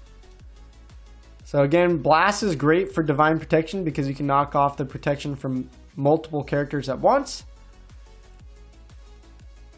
But the pretty big damage, although, here we go. They're starting to snowball. Some of the range is falling to the bottom. Hero of Beyond is great, though, in the life deck because it has the close range, so it can keep attacking. The armor repair there is good. It's going to get killed by the Blasto next round, and there we go. All their monsters are going to fall there into the first spot. No more tank left. They still have some Divine Protection, so it might be close. It's just the fact that these life damage dealers have so much damage. This is going to be real close, though. Snipe doesn't kill him because of the Divine Protection. Front going to go down. Is just the Arbalist alive? Oh my goodness, but the Arbalist does have the double strike here, and I think they have enough to take it away. It's so close, though. Super Cow, good try. GG's there. Just not getting the win there today in this match. Super Cow in the chat says, it's me. Sorry, Super Cow, you did not win that one. But hey, Super Cow, you are still 8th place. That would have been a nice win, though, because that would have moved you up into 5th place. Unfortunately, not getting the victory there that time around, though. Auberd with that win, actually moving up to 60th place, 68th, and has 14 wins and 3 losses. So Auberd here, what is that? That's only 17 matches. They have 10 matches to go. So we can track Auberd here in the last hour, and if they win a good chunk of their matches here, they can move in even into the top 10. So Auberd's definitely one that we're going to have to keep our eyes out on and see how their matches finish up here. All right, well, let's feature one more player that we haven't talked about quite yet. Something that I think has been, we've talked about quite a bit is Amari, another player. We've talked about Schwarzschild, how Schwarzschild is usually at the top of those bronze leaderboards. Well, so is Amari. So we have a lot of bronze players who are consistently at the top of those leaderboards. And Amari is another player that I'm keeping my eye out on as we move ahead as potentially a favorite for the whole tournament. You can see here, Amari, after 2 weeks, 47 wins and 8 losses for their matches. Last week, doing well, moving up 4 spots in the tournament. They were 8th. Now they are 4th place on the leaderboard because in week 1, they got 4 points, and in week 2, they also got 4 points. So, or sorry, they also got 7 points. So they had an 8th place finish week 1 and a 4th place finish in week 2. So Amari doing super well in this tournament. I'm excited to see how Amari does moving forward. I don't think they are doing too well. Let's see if we can find them in the standings here.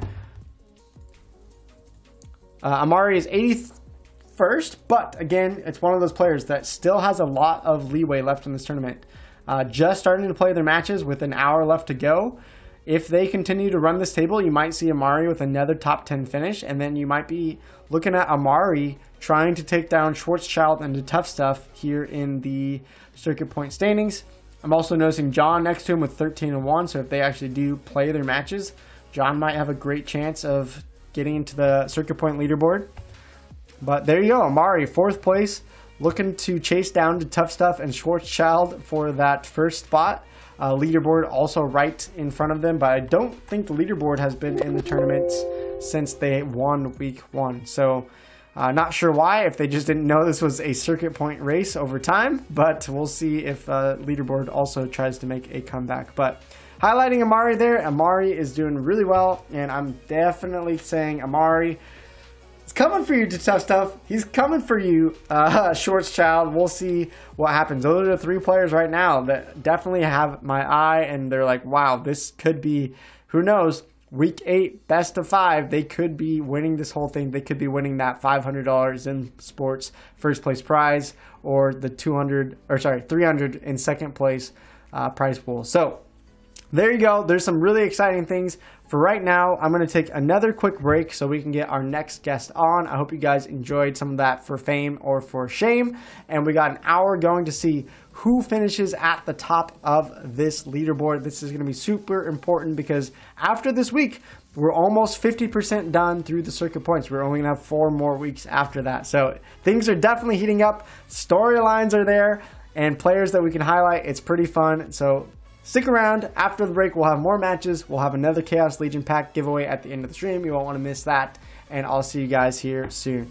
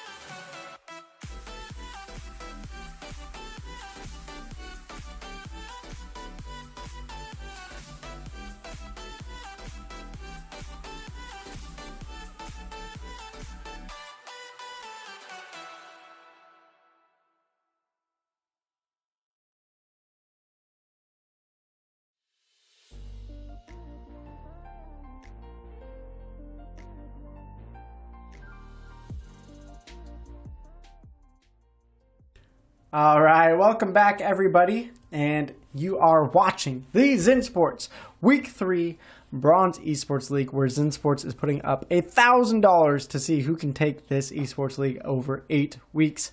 And unfortunately, we're going to get another guest on for today, but it looks like they are actually stuck in another tournament in Cloves, and they are crushing it in Cloves tournament. So we'll see if they can finish up, or if they keep winning. So, I mean, I'm assuming they want to keep winning. So, if they get defeated, they'll jump in, and if not, then you guys will just get to hang out with me for the rest of the time. So, no worries.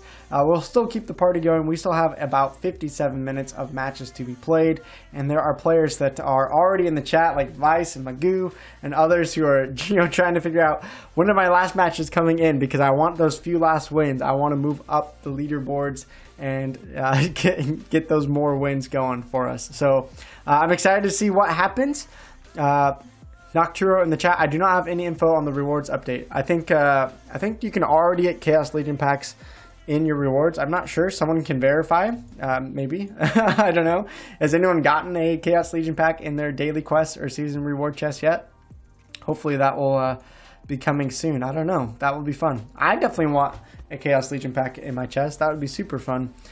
But let's analyze some more matches. We got some more matches from Aubert here, who is trying to again rank up. They have lots of matches to go, and someone that is looking for some more circuit points here. They are going up in this match against Zensports, who, as we've said earlier in previous different streams, Zensports is the dad of God is Love, a pretty popular player, and they're both known for doing super well. So Zensports is definitely a force, if you will, to be reckoned with. And they are up against Aubert here, who's looking for the wins. So let's see what happens. We got a Mylor versus a full Obsidian team. It's kind of crazy. No legendaries, no armor. So really interesting here. I don't know what you guys think, chat, who's going to take this one down. We do have a magic counter with the Mushroom Seer. So really that means for the Unicorn Mustang, they can only do 3 damage with this backline. And they should be able to heal up that with the Goblin Psychic. Unless the Prismatic Energy can reflect eventually back to the Goblin Psychic. I don't know how they can win, right? Someone in Discord already got a pack, so there you go. You can already get the packs. Aubert way ahead in this one. So even though they're using Mylor, and this is a full magic comp, so they're not going to take any thorn damage, the Unicorn should block pretty much all that damage. Yeah, we're going to get a lot of fat zeros. Maybe if this was Silver League and the Goblin Psychic had a Affliction to stop the Unicorn from healing. That's the thing, though, in lower levels, I feel like there's a lot of healing, but I feel like there's not as much monsters that have Affliction. I don't know if you guys agree with that. Jordan, you're 6-0 in the tournament? Oh, in Cloves tournament. Ooh, how many of you guys are playing in Cloves tournament right now as well? I'm curious. What do you guys get for winning Cloves tournament? Anything fun? I hope you guys get some good prizes. All right, so it looks like Aubert is going to get another win there. Zensports going to be taken down there. Just one of those perfectly countered matchups, I guess. It's really interesting that Zensports is struggling a little bit this week. 48th place here on the standings. Zensports usually, I think in the first 2 weeks, both got circuit points for both rounds. So top 32 finishes in both weeks. But I think with only 2 matches left, they're probably going to be left out of this one. Aubert there, getting a couple wins. Actually got a draw that just came in. I don't know. It doesn't let me click on the match for some reason. But Aubert, 15-4-1 now. So still 8 matches to go. They could still potentially finish in, let's see, 23 wins. If they run the table, would be 4th place. Because with that draw, I think they would jump ahead of Blue. So pretty exciting for Aubert if they can keep winning and running this table. I don't know. How many of you guys are waiting on matches? I'm curious. Zensports would need a triage. Yeah. Did you guys see the new neutral monster? What did you guys think about the new legendary neutral monster that has triage? Actually, let's run a YouTube poll. I don't know how many of you guys saw it. I can't run one on Twitch, unfortunately. What do you think about the new legendary neutral airdrop? way OP. Pretty good. Let's add a meh option and garbage. I forgot the name. What's the name of the card? Does anyone in the chat know? Hope maybe someone in the chat would remember what the name is. I think it's kind of cool though, because I feel like there hasn't been that many triage monsters. There's been, I feel like, more triage in gold levels. I'm trying to remember, even in silver, there's not, it feels like there's not that many cards with triage. So the fact that it gets triage level 1, I feel like is more interesting probably for bronze. But bronze and silver, but maybe those, I don't know. How many of you guys are in gold and above that think the card is good or think it's just like eh? Soul Hustler, is that the name, Astrals? Question mark. Is Metal Groot. What's the prize pool for this? So Ultimate, the prize pool is from Zensports. They are giving away $500 for first place, second place $300, third place $150, fourth place $50. But that is for the entire Esport League. So you have to compete for 7 weeks, earn enough circuit points to finish top 16 over those 7 weeks. That way you can enter in the final best of 5 on March 4th. And then whoever wins that or finishes top 4, that is where those prizes will come into play. So the individual tournament is just DEC. But the big Zensports prize pool is going to be that final best of 5 tournament is how that's going to work. So let's see. So far in the poll, people say about, I think 2 votes are saying way OP. 76% of votes are saying just pretty good. 12% said meh, and 6% said garbage. So it sounds like mostly a thumbs up, but not like super overpowered. I wonder how many of you guys think, is it going to be your favorite legendary airdrop? Besides the summoners, I mean the ones so far. Like, is it better than Grum or back Jira? What do you guys think? Mr. Magoo says, don't think it's OP, but I think it can swing a match. Save a match. Swing a match. Oh, I see what you're saying. Yeah, it could be a big difference with triage.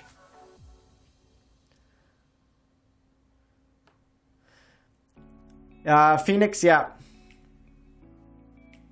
So Phoenix, basically what you're saying, I agree with. There's a lot of competition in these bronze tournaments because players can just scale down their deck. But I do have some novice tournaments coming that are going to be just Chaos Legion cards, and they're going to have no legendaries. So really the only cards you would be able to use are level 1 epics. That would be the only difference. And you can rent all of the Chaos Legion epics.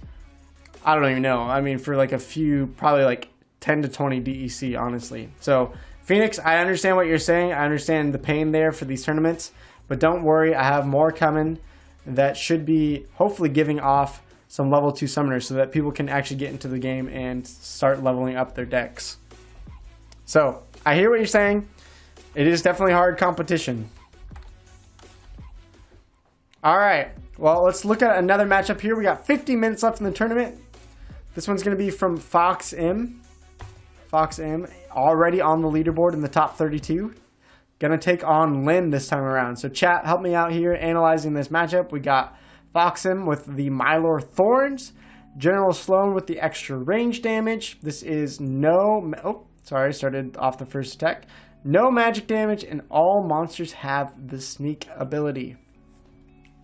So what are you guys thinking as you look at this matchup? What I'm seeing is a lot of heavy melee damage plus all the sneak attack. Lynn definitely got a... Oh, actually, I recognize Lynn is the one that won the Chaos Legion pack in the first hour. So congrats, Lynn. The taunt is going to absorb all this melee damage, but there's so much melee damage from Foxim that this taunt is going to get blown up one round pretty quickly. Then the range damage is going to fall into first place. I don't think there's enough range damage, especially because this team is so slow, to really take down these melee monsters before they blow up the backline. So I'm saying top with Foxim. What are you guys saying? I'm seeing top from Super Cow, top from BJY. Don't see any guesses from the Theta or Twitch chat yet, but it looks like everyone's saying top. Too much damage. Yeah, I mean, between Sandworm, Grum, and Nectar Queen, that's what? That's 15 damage alone, right? Where do I get the moving character images? They are from the Splinterland town halls. Nate's usually putting them in the Discord, and I just save the GIF when they post it. Mr. Magoo says, I think Splinterlands will have to introduce better way to filter tournaments and restrict who can enter. Yep. Definitely agree, Magoo. I think having novice tournaments, no legendaries, and Chaos Legion cards at least levels the playing field, because then all you can have is level 1 epics, and it doesn't matter. You can't really scale down a million power deck. I mean, you could use all the epics that you have, but I'm saying it's not going to give anyone an advantage, because you would only have, you'd only have to rent like 20 DEC worth of cards for all of Chaos Legion epics, and you'd have the same exact deck. So Bronze is honestly more competitive than I thought it would be, but yeah, I definitely think Splinterlands can improve on their tournaments, and Zensports and I will continue working on things as well. Anyway, so I think everyone's saying top, no one predicting bot, so let's play it out. I'm pretty sure that's going to be the case. The extra miss doesn't hurt anything either. I don't think that would have changed anything though. Prismatic or Prismologist though is pretty nice. It's going to knock some of the damage down. But even then, still so much damage. You got Grum going to take out the entire backline here. And there you go. You just got to have enough damage and you can take down anything, really. That's a crazy amount of damage. Fox, I'm taking the win there. Lynn, good try there. I don't know if you're still here in the chat. But let's see if Lynn is on the leaderboard. Lynn is now in 97th place. Still some matches to go, so you still could see Lynn with a potential chance to move into the top 32 if they somehow run the table there at the end. That was a good matchup, though. Alright, 78% of people saying the new neutral legendary airdrop is pretty good. So it seems like this card's pretty balanced. Seems like a lot of people are liking it, but not too OP or not too garbage. Not many votes on that side. So couple 12% say meh. So kind of a downward sum there, but it sounds like most people are liking it. Oh, Lynn is in the chat. Sorry, Lynn. We brought Lynn shame. We also got, what is that? Senor Coconut? Started playing a couple of months ago. It's hard to understand that at first. Yeah, getting into tournaments, Splinterlands is not the easiest thing. Honestly, I thought it was going to be a little bit easier, and I was surprised how much competition there really is. It's crazy. It is crazy. Well, we have another potential for fame or for shame. Let's get it going. Oh, let's get it going here. We got the tough stuff taking on Auberd. So both players looking for more circuit points. Auberd trying to run the table. The tough stuff with a couple more wins maybe can move into the top 10. I think the tough stuff last time I looked was in 12th place. Might be close to a mirror matchup here. So we got no range, chat. 22 mana, both picking Mylar, almost the exact same thing. Really the only difference is we got a failed summoner and we got a brownie here for the extra speed. So chat, what you thinking here? What do you think is going to happen?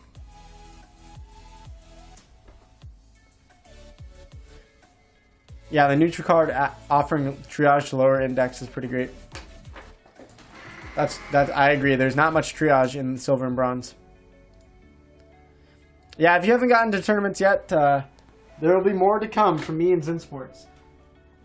So even some more novice tournaments, because I know people like you and Luke are like, I don't want to lose my DEC. So I have some plans for novice tournaments that are going to be 1 DEC, and hopefully we can give a prize like level 2 summoners so you can keep building your deck. Alright, people are saying bottom. Again, really the only difference is probably that brownie. Although the failed summoner is going to have the extra HP for a little more thorn. I feel like it's one of those things where that 1-speed brownie could kill off this unicorn before this unicorn dies, and that could really keep this unicorn alive with the heal and make the tough stuff win. Yep. Everyone's saying bottom. Super Cow, the only one going out on a limb saying top. No one in Theta has guessed yet. Most people are saying top. Got one guess for bottom. Brownie for speed. Oh, Phoenix, thank you. Appreciate the encouragement. Glad that you're here for the Zensports tournament to watch it. Slow with slime too. I didn't even mention that. That's a good point, Vice. So yeah, we got a lot of people The 2-speed differential is going to give this unicorn the attack first, the heals first, and potential misses. So let's play it out. I think the tough stuff is probably going to win. There's another card for bronze. This bronze tournament we haven't talked about too much, but Brownie with that speed differential can make a pretty big difference. All right, the extra heal coming in later though actually means Auberd gets the health advantage for round 1. But there we go. There's the single miss we were talking about. That could change everything right there. I think from there to tough stuff probably has enough HP just to win it. Oh, it only takes one miss, guys. Having the ooze, having the brownie. Just the fact that they call this card brownie is hilarious to me. It's like, are we supposed to think this guy is just like made out of flour? Yep, there we go. The extra heal coming in first as well with the extra speed means the Thorns can kill it off. From there, it should be quite obvious who's going to win. Thorns going to reflect a little bit, but yeah, just not quite enough damage to take down the unicorn. And the tough stuff going to take that one away from Auberd, making the standings, I think, even better for the tough stuff. Let's see, with the tough stuff winning that one, 2 more matches to go and now tied for 8th place. So it's getting pretty bunched up here with 21 wins. Unit QM only has 1 match to go. UA waiting on 2. Schnapoon waiting on 1. Blue waiting on no wins, so 4th is best that Blue could do. Schwarzschild waiting on 2 more matches. Albi waiting on none. They're finished there. Adcon waiting for 2. So it's the tough stuff, Super Cow, and Lucho Boy. So plenty of people waiting on 2 or 3 matches right here. And remember, top 8 is so important because top 8 is where the circuit points really start to go higher. 9th through 16th, you only get 3 circuit points, but if you get a top 8 finish, you get 1 more point consecutive. So 4 points for 8, 5 points for 7th, 6 points for 6th, etc., and first place gets an extra bonus point, so 12 points if you finish first place. So the fact that so many people are bunched up right around 8th is going to make this last half hour really interesting to see who picks up those final wins. There actually might be some tiebreaker points that make a difference as well, and I think that's going to make this thing really exciting here at the end. I'm pretty excited, and we have another matchup here from one of the top 10 players, so let's take a look at Schwarzschild again taking on Lin. Lin, you're just being featured apparently with all the top players. Lin, you're just having to take on some of the most toughest people, I guess. I don't know, you just got put in a really hard group, I guess. Alright, what are you guys seeing? We're seeing double Mylor here, both level 2. 99 mana and range can attack from anywhere. So Lin actually having some good range damage. Both of them actually using the Mitika and the Beatrix. Let's see, chat, what else you seeing here? The Sporcer is going to do some damage. Taunt in the back for both teams, though. So this is almost a mirror matchup. The only difference is the difference of the Mushroom Seer versus the Sporcer. I think the difference there of the -1 magic damage could be big enough. I don't know. What do you guys think? Prismatic Energy, though, is going to reflect. It's a better secondary tank than Goblik Psychic. So I think Lin actually has a decent chance. I don't know. What else are you guys seeing? Bot win? You think Schwarzschild got this? I think it kind of comes down to whose Grund actually dies off first. Could be by chance, too. The extra damage, though, from the Goblin Psychic and heal. If Grund doesn't die round 1, that heal will definitely change things up. So, yeah, I think Schwarzschild, just because of that heal, might be the difference maker. And the Mushroom Seer. I think that's really what's going to change this matchup. Bot by a thread. Okay. Alright, well, let's play it out. Let's see. I definitely think everyone's right. All damage is going to go to the backline. They're going to be able to kill off their backline first because of that Mushroom Seer lowering their damage. I think that could be the big difference as well. Look at these double attack Thorns to each other. Both of them almost finish each other off, but you can see With the difference of magic damage, they were able to keep their backline taunt alive, plus Goblin Psychic gets that heal off. So there we go. From there, I don't see a victory for top. Oh man, that was close. Goblin Psychic gonna heal up. So there you go. Lynn, good try though. That was pretty impressive, honestly.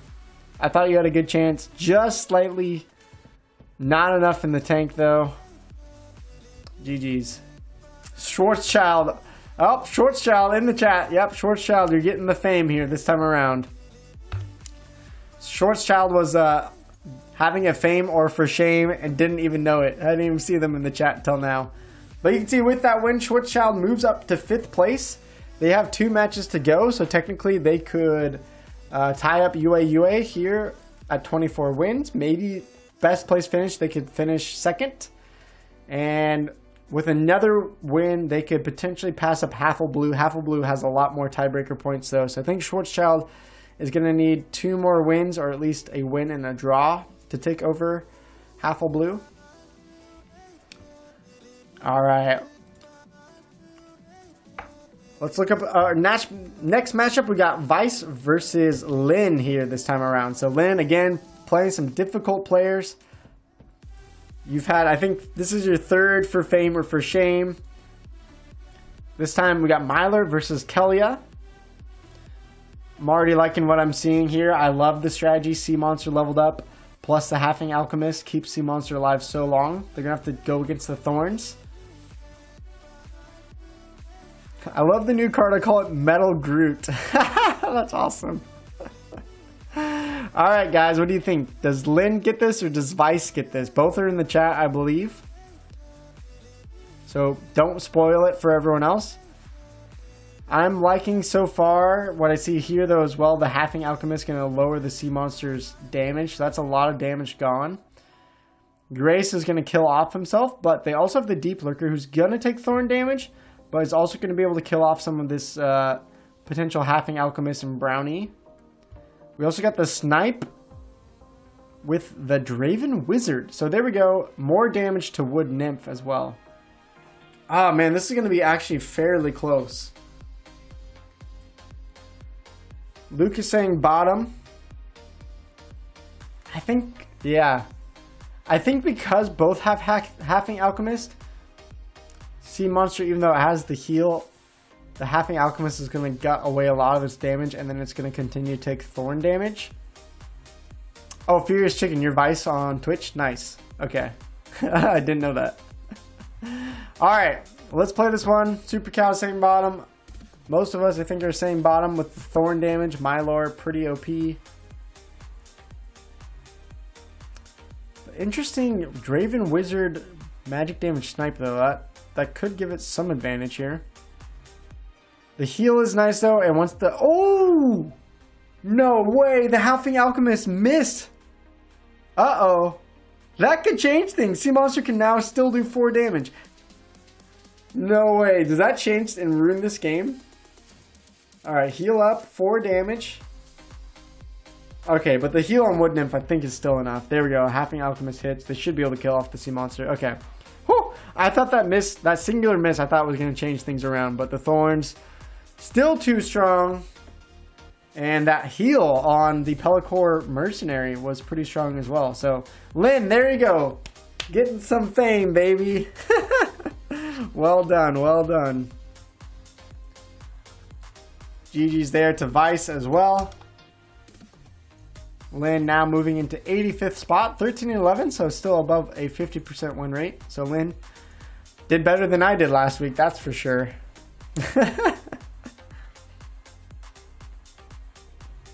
All right, let's see what other good matches are coming in here of players trying to get to that leaderboard. All right.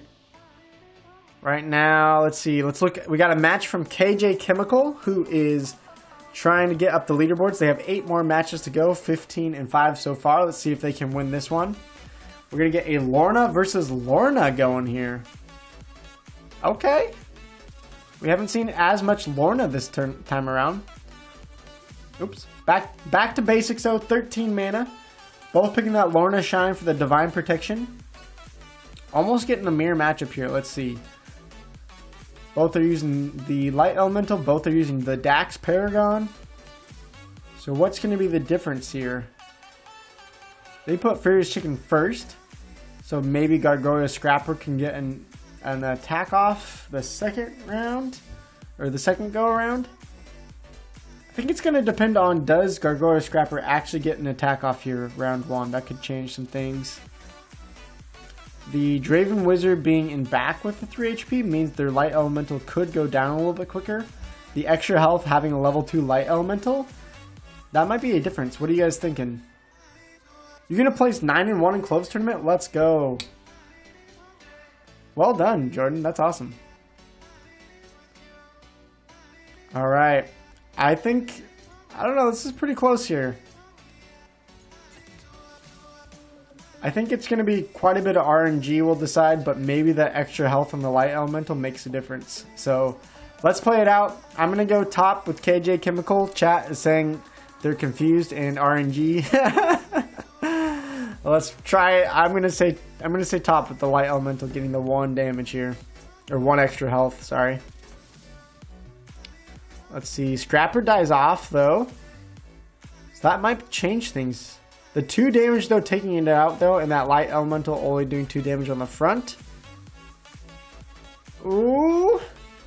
Okay, that Light Elemental, because it's a higher level, gets to go first. So, technically not RNG, but that might make a difference here. Because now they're going to be able to kill off Dax with the level 2 Dax going first. So there you go. I think that's mostly just because of the leveled up cards getting to go first. That was pretty dang close. Yep, there we go. So sometimes it's just having a leveled up card can make the difference of who goes first. Dang, that was a close game though. Ooh, okay, we got a special guest here. Okay, let's see if we can pull him on. The late, the great, the amazing, incredible, spectacular, best Splinterlands player of all time. And I'm not just saying that to stall. Maybe I am. I don't know. Welcome to the stream. Can we get him in here? There we go. Game Boy Alley. What's up with the top of my head? I've been chopped off, bro. It must be because I'm sitting so high on my crown because I'm the best player in all of Splinterlands. We'll go with that. We'll go with that. True. Yeah, whatever. But look at all the hair, bro. Liking the hair, yeah. Why does it look so shimmery right now? It's like I put glitter in it just for y'all coming on the stream. Does it have a tinge of green in it? It looks like it's like bluish green, but it looks crazy in this light. I think it's the green screen key. Let me turn that off. Yeah, it's definitely the green screen. Go. Oh, there we go. Yo, but it was kind of cool, man. I was trying to bling out here, you know what I mean? Let's try. Okay. I wasn't sitting that high up, bro. It's the camera, Mr. Magoogie, playing with me, dog. I think I want to leave it on almost. Yeah, you get that leave cool, it like, on, shimmer, man. Let's a bit, bro. I should have worn my jewelry and stuff. You know what I mean? Allie, thanks for joining us. Greatest Splinterlands player of all time. Do you agree with that title? I don't, because I just got knocked out of a closed tournament. How did it go? What actually, I was doing really good, man. I played a couple tough guys on the way up. Schnapoon, who's in 3rd place right now, he took me out in the tournament. I went 1 for 3 against him. So I see. Yeah, he's got a strong deck, man. It's hard to play some of those like old legendary summoners he's got. Man. You know, he's got like the one that like would probably cost, I don't know, like 500 a BCX, you know, and he's got it all leveled up. So it's like, yo, that's dirty, man. I played Nardian last night. He was using the same one. I was like, ooh, that's just nasty. It's like the Valdemar. Yeah, is there a level cap? Is it just anything? There is. It was Silver League. So I've been building my silver deck. So with Chaos cards, I'm almost capped out. So working on it bit by bit. Yeah, so I'm super excited about that. I heard Schnapoon is actually UA's account also. They're supposedly they're both bot accounts, is what Drab said. Controversy, huh? Yeah, so these supposedly number 2 and number 3, you know, these guys are bot accounts, and they're amazing bot accounts. Like, and we should learn from them, really, if anything. It's not like they're unbeatable, you know, like won the first round. Well, I mean, most of these weeks they haven't been. Well, UA. Let's see the trigger points. I mean, I don't know that for sure, so I don't want to say 100%. It's just hearsay, you know what I mean? But everyone says it, so I don't know. These guys have never shown their face or anything, never been in any chats. I'm very curious. I would love to see. You know what I mean? Imagine it's an actual robot, like, you never know nowadays, man. Like, bro, they're taking over this world. I swear to God, I'm scared, man. I might have to do a little spin, you know? Yeah, well, UA run away from these guys, try to confuse them or something. Only 2 circuit points, so they're not actually like that high. I mean, UA is doing great this one around, but it wasn't like they won last week or the week before that. I'm curious though, did you hear about the change of not being able to see your opponent's name though? I actually really like that. I feel like, sometimes it might put on unneeded pressure, or some people might use these tools that can totally search it. I'm sure they can still somehow search it on the blockchain, but it might make it a little harder because, someone might actually have another screen up and pulling up all your info, watching all your last battles. And it's cool because I think it's still going to show the last battles, but it's maybe they won't be able to pull the same data. I don't know, because there's a lot of tools out there.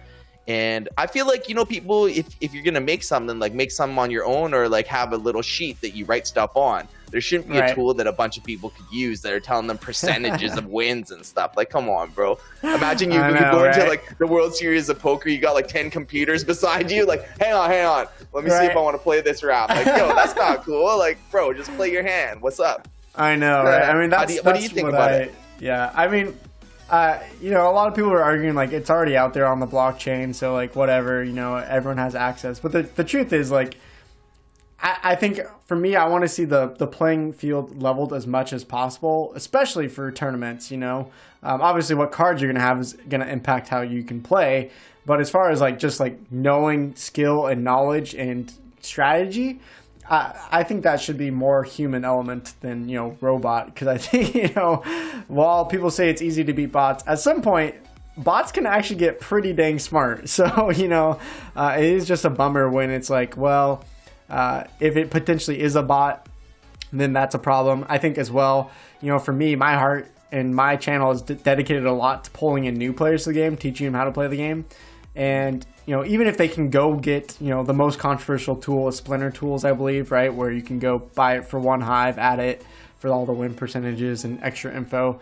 But most people, if they're jumping into a new game, they're not going to go download a third-party extension to try to, like, get extra strategy. It's going to be more of those players that have been here for a while. So for me, that's the dangerous part about it. It's not really that, like, I am afraid to go up against a bot or someone that has extra tool set.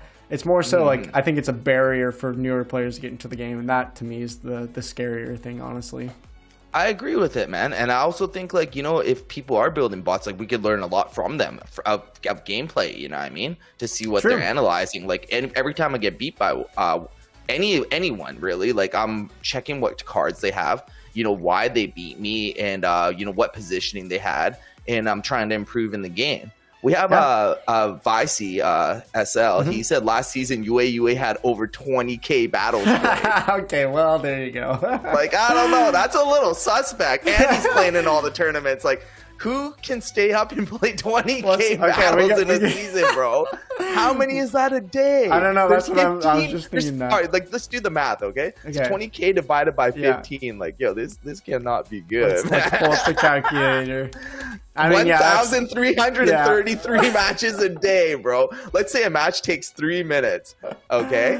That's 4,000 minutes in a day divided by 60 minutes in an hour. Oh that doesn't even make sense. That's 66 hours. Are you sure? Are you sure that's true, Vice? Is that true? Yo, you better double check that. That sounds too crazy. Even for a bot.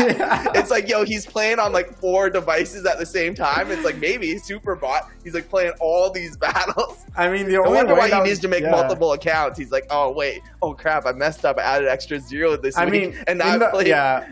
In the article, they were talking about win trading. So maybe like if they have a bot versus their own bot that can continually play against each other and just surrender to one another, or like play matches within 5 seconds. That's the only way, because you can't play that many matches, yeah, no, that's for a bot. I don't know. I mean, I'm gonna have to check some of these stats. I don't know if this is true. Okay, Vice said sorry. I meant 2K, not 20K. 20K. Well, you got us all tripping on the stream, bro. This is supposed to be, well, I guess it's entertainment, but we're supposed to be educating here too. Okay. And we're just we've spread a lot of rumors on this stream so far. Turn it off. Oh my gosh, we were fine until Allie showed up. I mean, there we go. That's when the rumors start happening. The drama. By the way, I gotta go back to this comment because on the YouTube chat, Ultimate Crypto Gaming said, with the jewelry, referring to your comment earlier, he said you'd be Mr. T. Ali. So there you go. Ali. Bro, I'll bring out the chains, bro. That's your new name. I kind of like it. What do you think? Mr. T. Ali. Yo, bro, I almost have to go put on some jewelry. I feel like, I feel bad I didn't wear it now. My bad, homie. I'll wear that for you next time. Well, we got 22 minutes left in the tournament, so let's look at some of the final matches coming in. This time, Amari trying to run up the table. I believe they're a top 5 bronze player and have some circuit points already. This time, they're going up against Assassin 238 with an armor matched Myler versus Myler. So what are you thinking, Ali, here? Let me take a good glance first. When they're playing Myler and he's got that card here. Hang on a second. He's got that card in the front. That one's pretty bomb, because it's only going to take 1 damage. The mycelic, what's it called? The infantry. Yeah, the infantry. Okay, yeah. So that one, he's only going to take that 1 attack, right? I mean, bottom is going to get nerfed a little bit with the magic. So he's also going to nerf the unicorn. I think they're both going to be nerfed, but I don't think they're going to do enough damage on the top. Yeah. I think they're going to have some trouble, and their Veneria's opportunity is going to have to break through all those shields, so that's going to take some It's not going to happen with the Thorns. He's going to die before I think he can even pull off I feel like the Thorns is going to kill the unicorn faster than it's going to get the mycelic infantry. So I think Amari is going to take it down here. Well, actually, I just noticed too, halving Alchemist for Amari, that's going to nerf the unicorn damage to 1. So they literally can't do any damage to the infantry besides Thorns. yeah, totally. You know what I mean? Like the infantry is going to get hit by the healer, right? With the magic. Yeah. The magic's attack is going to hurt it, but that's going to take a while. That's going to take, 7 hits, really. Well, we're both going to Amari. Let's see what the chat thinks, but let's roll the tape and see which one's going to win. This would be a pretty big win for Amari. I think they need to keep pretty much running the table here if they want to finish the top 32. All right. Halving Alchemist, man. OP card. So. Yeah, now the unicorn's going to hit for 0. Look at that. 0. Do you own a halving Alchemist or rent one? I don't. I actually have a bid out on one, but I think the bid's too low. Yeah. To be honest, it's actually cheap to rent. I should be renting it. I've just been stubborn. After I made the decision, I'm like, you know what? I'm just not going to rent anymore. I made that decision, and I haven't rented in months. And I've been running pretty well on my decks. But I know that card's just a game changer at level 1. I used to rent it all the time. So I think I'm going to make a little list. If my bids don't go through, I'm just going to rent certain cards until my bids go through. Because I'm really trying to build my collection. Yeah. I don't want to have to think twice. I keep renting it for this tournament because it's 5 DEC. And every time I get wrecked by it. So I'm I'm just going to go rent it. Oh, bro. I already made a list over here. You know what I mean? I got a list of because I've been watching all these battles and stuff. I'm like, you know what? I need this card. I need this card. The ones that I really want to own, I'm gonna try to buy, or bid on them to get them for a good price on Peak Monsters. And if I don't get them, I'm just gonna rent them for now because I'm making way more than enough DEC per day, to pay for it. And my passive SPS, I'm earning 100 SPS a day right now, which is going to be more by tomorrow because I bought 2 things today, which I don't want to announce on stream because one I actually bought as a gift for someone. I'm going to surprise them on Wednesday on my 1,000 follower stream. It's going to be big, bro. It's a big gift. Yeah, so my friend's going to be blessed. Here we go. Unicorn's going down, I think. Yeah, it's taking forever. Unicorn's feeling it. Yeah, it's taking forever, but look at that. Bye-bye. Oh. All right, Amari's going to take that on. That was a grueling long match, but Amari, GG's there. Let's see where Amari's at now on the leaderboard. Jumping into the 21st with that win. So they have, let's see, 4 more matches. Potentially they have the opportunity to even tie up Blue. So that's going to be pretty interesting. Good player, by the way. So are you gonna post your renting or buying list for everyone to see on your channel so everyone can copy your strats? Or are you gonna keep that hidden? I mean, like, you know, it won't be the same for everyone because I own certain cards, right? So some of these cards go hand in hand with other cards. That's the thing. True. Someone, you know, they might go rent the exact same card. If they're not using it the same way, it's not going to be so effective. That's like when you see people using, oh my God, using like the Lord Aranthius, because that's a really good card, right? But people are using that with the Queen Mycelia that has the Amplify, and it's just dirty. They put that in the front. Or another card that's really dirty, like when you're playing in in gold, is the Gelatinous Cube. Yep. Because it's healing. They put that in the front. Yeah, that's crazy. And you know they buff it a bit, and it's so hard to get through. Like if you aimed and you're just trying to kill from the front, you're dead. Like you have to be hidden from the back or the middle, you know, to like be able to beat that kind of combo. So like they might buy that, but if they don't have, you know, like the buffer, they don't have the little extra. Like it's not going to do the same thing. It might just be cannon fodder, right? So I made a big list, and like I kind of look at my cards first. I'm like, what am I missing? You know, because I don't want to have to go buy 5 pieces to complete something. I want to buy 1 piece that's going to complete my set. Yeah. So no, I mean that makes a lot of sense, and I think that's a good strategy. I mean, it sounds like people need to go follow you because you got it down. Like you have the system, man. That's awesome. Bro, I'm just following the other leaders, man. I swear to God. Magoo in the Twitch chat says, Game Boy Alley giving away a plot? Question mark.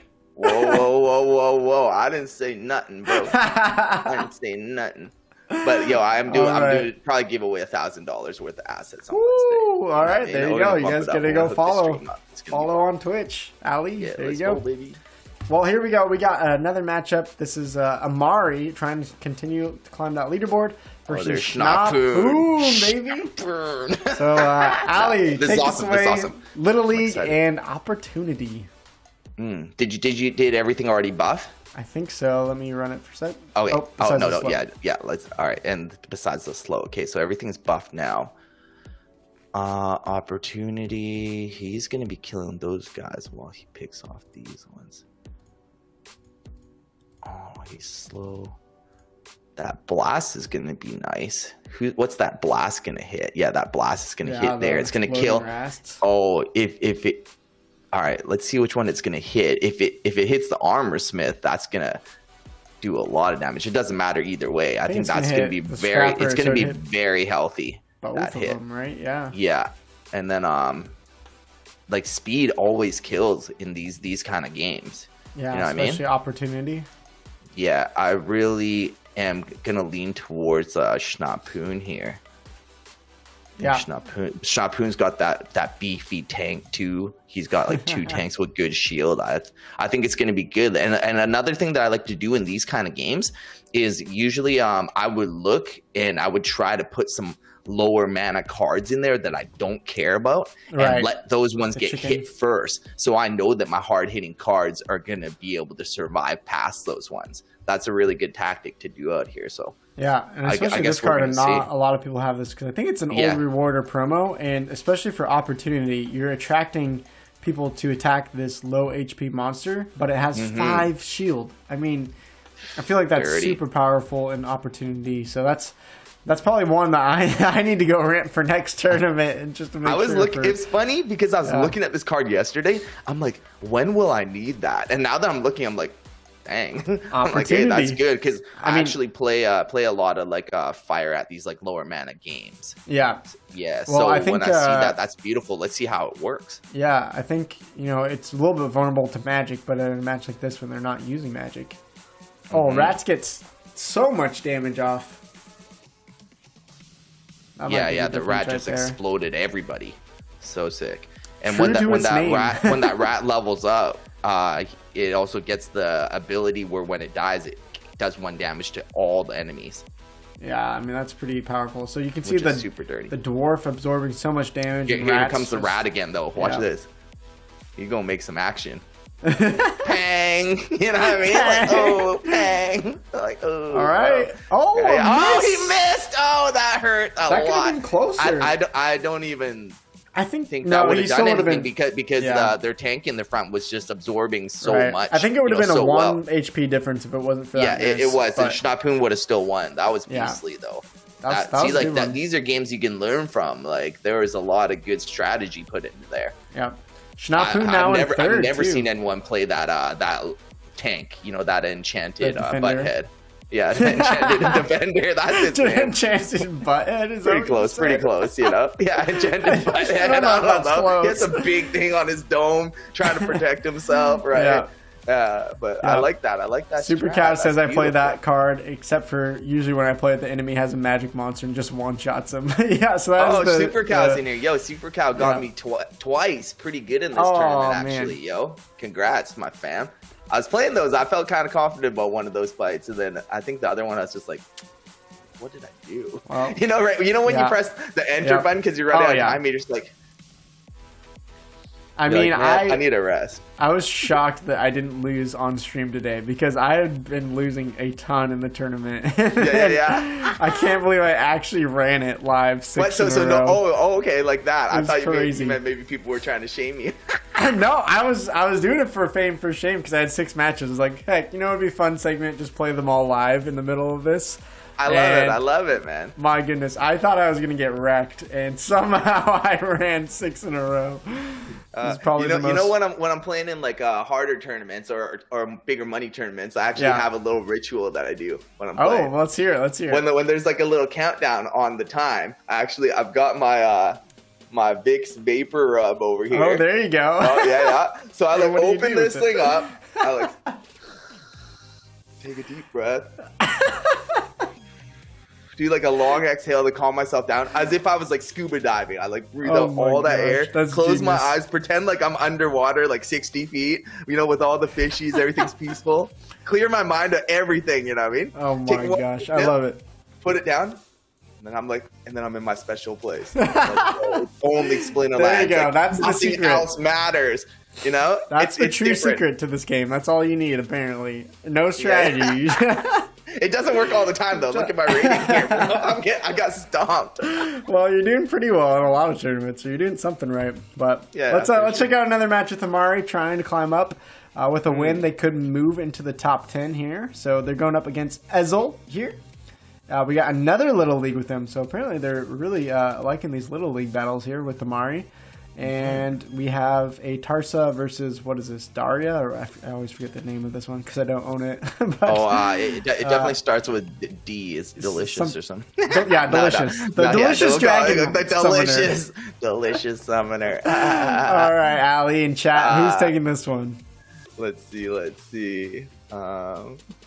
Lynn in Twitch chat says this was Daria. It's Daria. It's funny because it's Daria, but I actually always call that card diarrhea. Oh my god!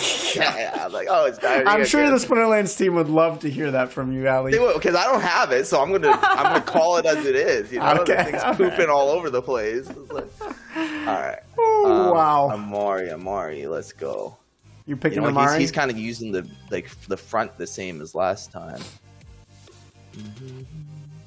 Yeah, both got the Zenith Monk heals. It's interesting that they're going for the exploding rats though, for just the one attack before it dies. Yeah, sometimes they just put it in the very front. You know, sometimes I do too, depending on the set. But you know, when it's higher, I don't think when it's higher mana like that, because of the fire spitter. Doesn't the fire spitter go first here? The fire spitter is going to go first, and it is going to kill it. Yeah, he probably assumed, because most of the time that speed is going to be enough to go first.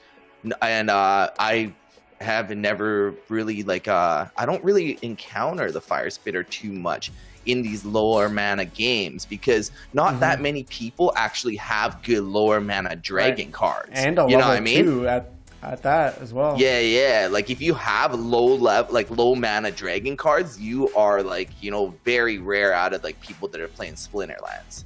Yeah. But hey, I like seeing that. That's really something different. That's definitely gonna kill the exploding rat. The exploding rat is gone. There's a good amount of opportunity here though, so that's kind of nice. Their opportunity is gonna aim at the shields that they have there. You know what I mean? So that's gonna give them more survivability, and then they have another opportunity hit which is going to be able to take out that Uraeus. Oh, they got 3 opportunity. Well, I think the Uraeus though is gonna eventually kill off his Uraeus first. So I think I'm going Amari here. I think their backline will actually take out their backline before too much opportunity comes through. I'm gonna, yeah. You know what? I'm gonna have to go with an Amari, just because I think that Fire Spitter is gonna make a lot of that difference here. Yeah, maybe if they have a leveled up Rats, as Vice said in the Twitch chat, that would have helped. But let's play it, see what happens here. Yep, right, gonna go for that shield, as you said. And just from there, I just don't think they have enough. Oh, a miss as well. Can't even hit him. He's flying with 4 speed. That Fire Spitter is great. I've had a bid on that for a long time. I should probably boost that bid. I'm so cheap sometimes. Too. The light elemental's been a good card for a lot of people too. I've seen that one played a couple times today. That's a great card. 3 speed flying and 2 magic damage. Let me write something down here. Excuse me. We're learning the strats, guys. We're learning what cards we're gonna get. I mean, that's what I love. Yeah, I'm like, I gotta increase my bid, man. What's up? I need this. Oh man. Okay. Well, let's see if we can find any high-level matches. We got just a couple of players here at the end. A few more matches to go. 10 more minutes, about. I think some of these top players are waiting on matches still, but I think if we look at the standings here, it's getting pretty tight here at the top. UA, I think pretty much guarantees a win because of the tiebreakers, unless there's, I think Schwarzschild could. Nope, not enough wins. Does UA still have here? Can you scroll back up? Does he still have a battle? Yeah, because exactly. Yeah, it could be a forfeit too at the end. Yeah, maybe someone doesn't put in their last team. Oh. Well, not a forfeit from him. I mean, if he entered this battle and the opponent didn't. True. Let's see. So, 2nd through 4th have played all their matches. Schwarzschild's still waiting on 2. So, Schwarzschild can make a push to take Blue. I don't think they have enough tiebreaker points to get 2nd. I actually got one win on him in this tourney. There you go. Yeah. There's the real fame.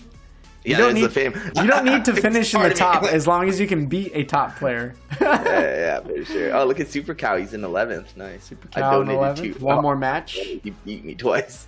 How about Magoo's? Yo, what place Magoo's in? He's in the 2 more matches to go. You're 14th, Mr. Magoo. That's bomb, bro. 2 wins would push him That's to my dude. That's for my 8th. Dude. That's a lot of points. Yeah, I think Magoo's actually has a decent amount of circuit points. Magoo's 4th right now, so 17th place right now with 4 points. So I think Magoo's going to move into the top 16 after this week. Consistent wins.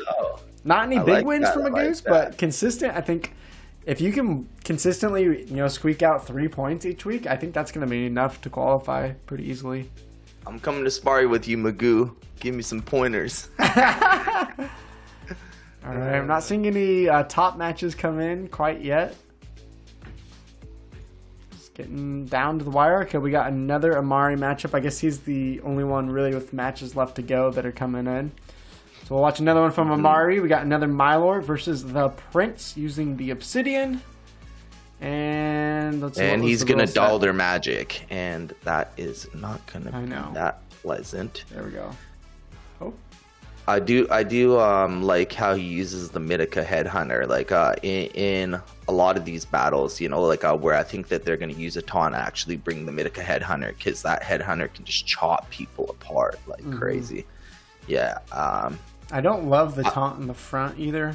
I don't really rock the taunt in the front very often. When I'm playing with the Obsidian, and like I would prefer to usually even put the Regal in the front, because the Regal has more evade and stuff. But like, what, I wouldn't use that really in general with the Grund in 2nd position anyway. Yeah, like that, I don't think it's gonna get an attack off round 1. Yeah, like that if I were to use their lineup, I would have the Grund in the front. I would have Regal 2nd position. I would have the taunt in the back, and I would rock it like that. Yep. That would be my play. I think if I were to choose that. I don't even want to look. Mushroom Seer. I mean, I've talked about this card a ton. Mushroom Seer is just a must-have for this tournament. Especially with Mylord. Amari's going to do some crushing here. Yeah. Yeah, look at Medica that. Like, with that the mushroom's 4 too range dirty. damage too. That's That's what I'm saying. Like, yo, she just smashes face. Oh, Grund actually did get the attacks off, so that was helpful. But the heal on Grund as well. Yeah, well, they're gonna get dual heals here, but okay. I think we're gonna hit next, but we're actually not going to be thorned. You know what I mean? That's true. We're not getting thorny out here, so look at that. That's easy work, man. Easy work. All right, Amari picking up that win.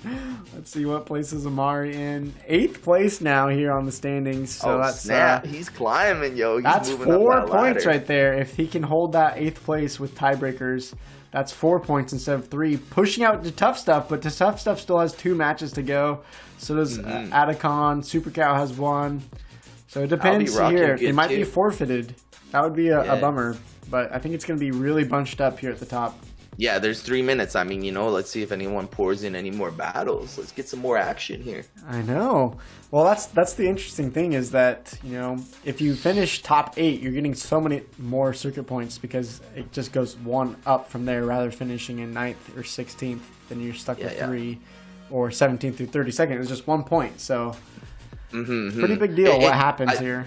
I don't know if I really like the whole tiebreaker system. You know what I mean? Mostly for a long tournament where people are getting points and stuff. Because it's you might have got the exact same wins as someone else, but this person's getting 2 more points than you in that leaderboard. It's I don't know. Well, I'm pretty sure the way the tiebreaker works, right, is that the tiebreaker points are added up of how tough your opponents were. So in that way, it makes sense. But yeah, it's kind of a bummer. It is actually not. It is done is it?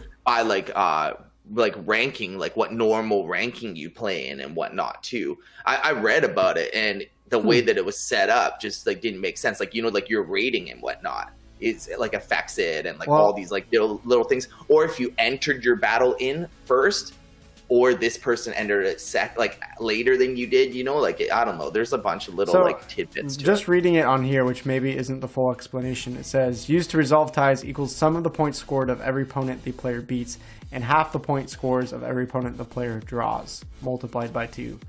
So that makes me think that it's about, who has the stronger opponents. But there might be more to it that's just not on the website. I don't know. Yeah, I read it up somewhere. I don't know. I guess I shouldn't the fact say that that this unless I tournament have has, the details. 7 weeks, that, if you're good enough, it shouldn't affect you too much to be bumped one or down, because if you're finishing every week high. And plus, there's a lot of tourneys and stuff too. So, well, let's look at one more matchup. We got the Tough Stuff, Fame or Shame here, in what looks like a poison battle right here at the end.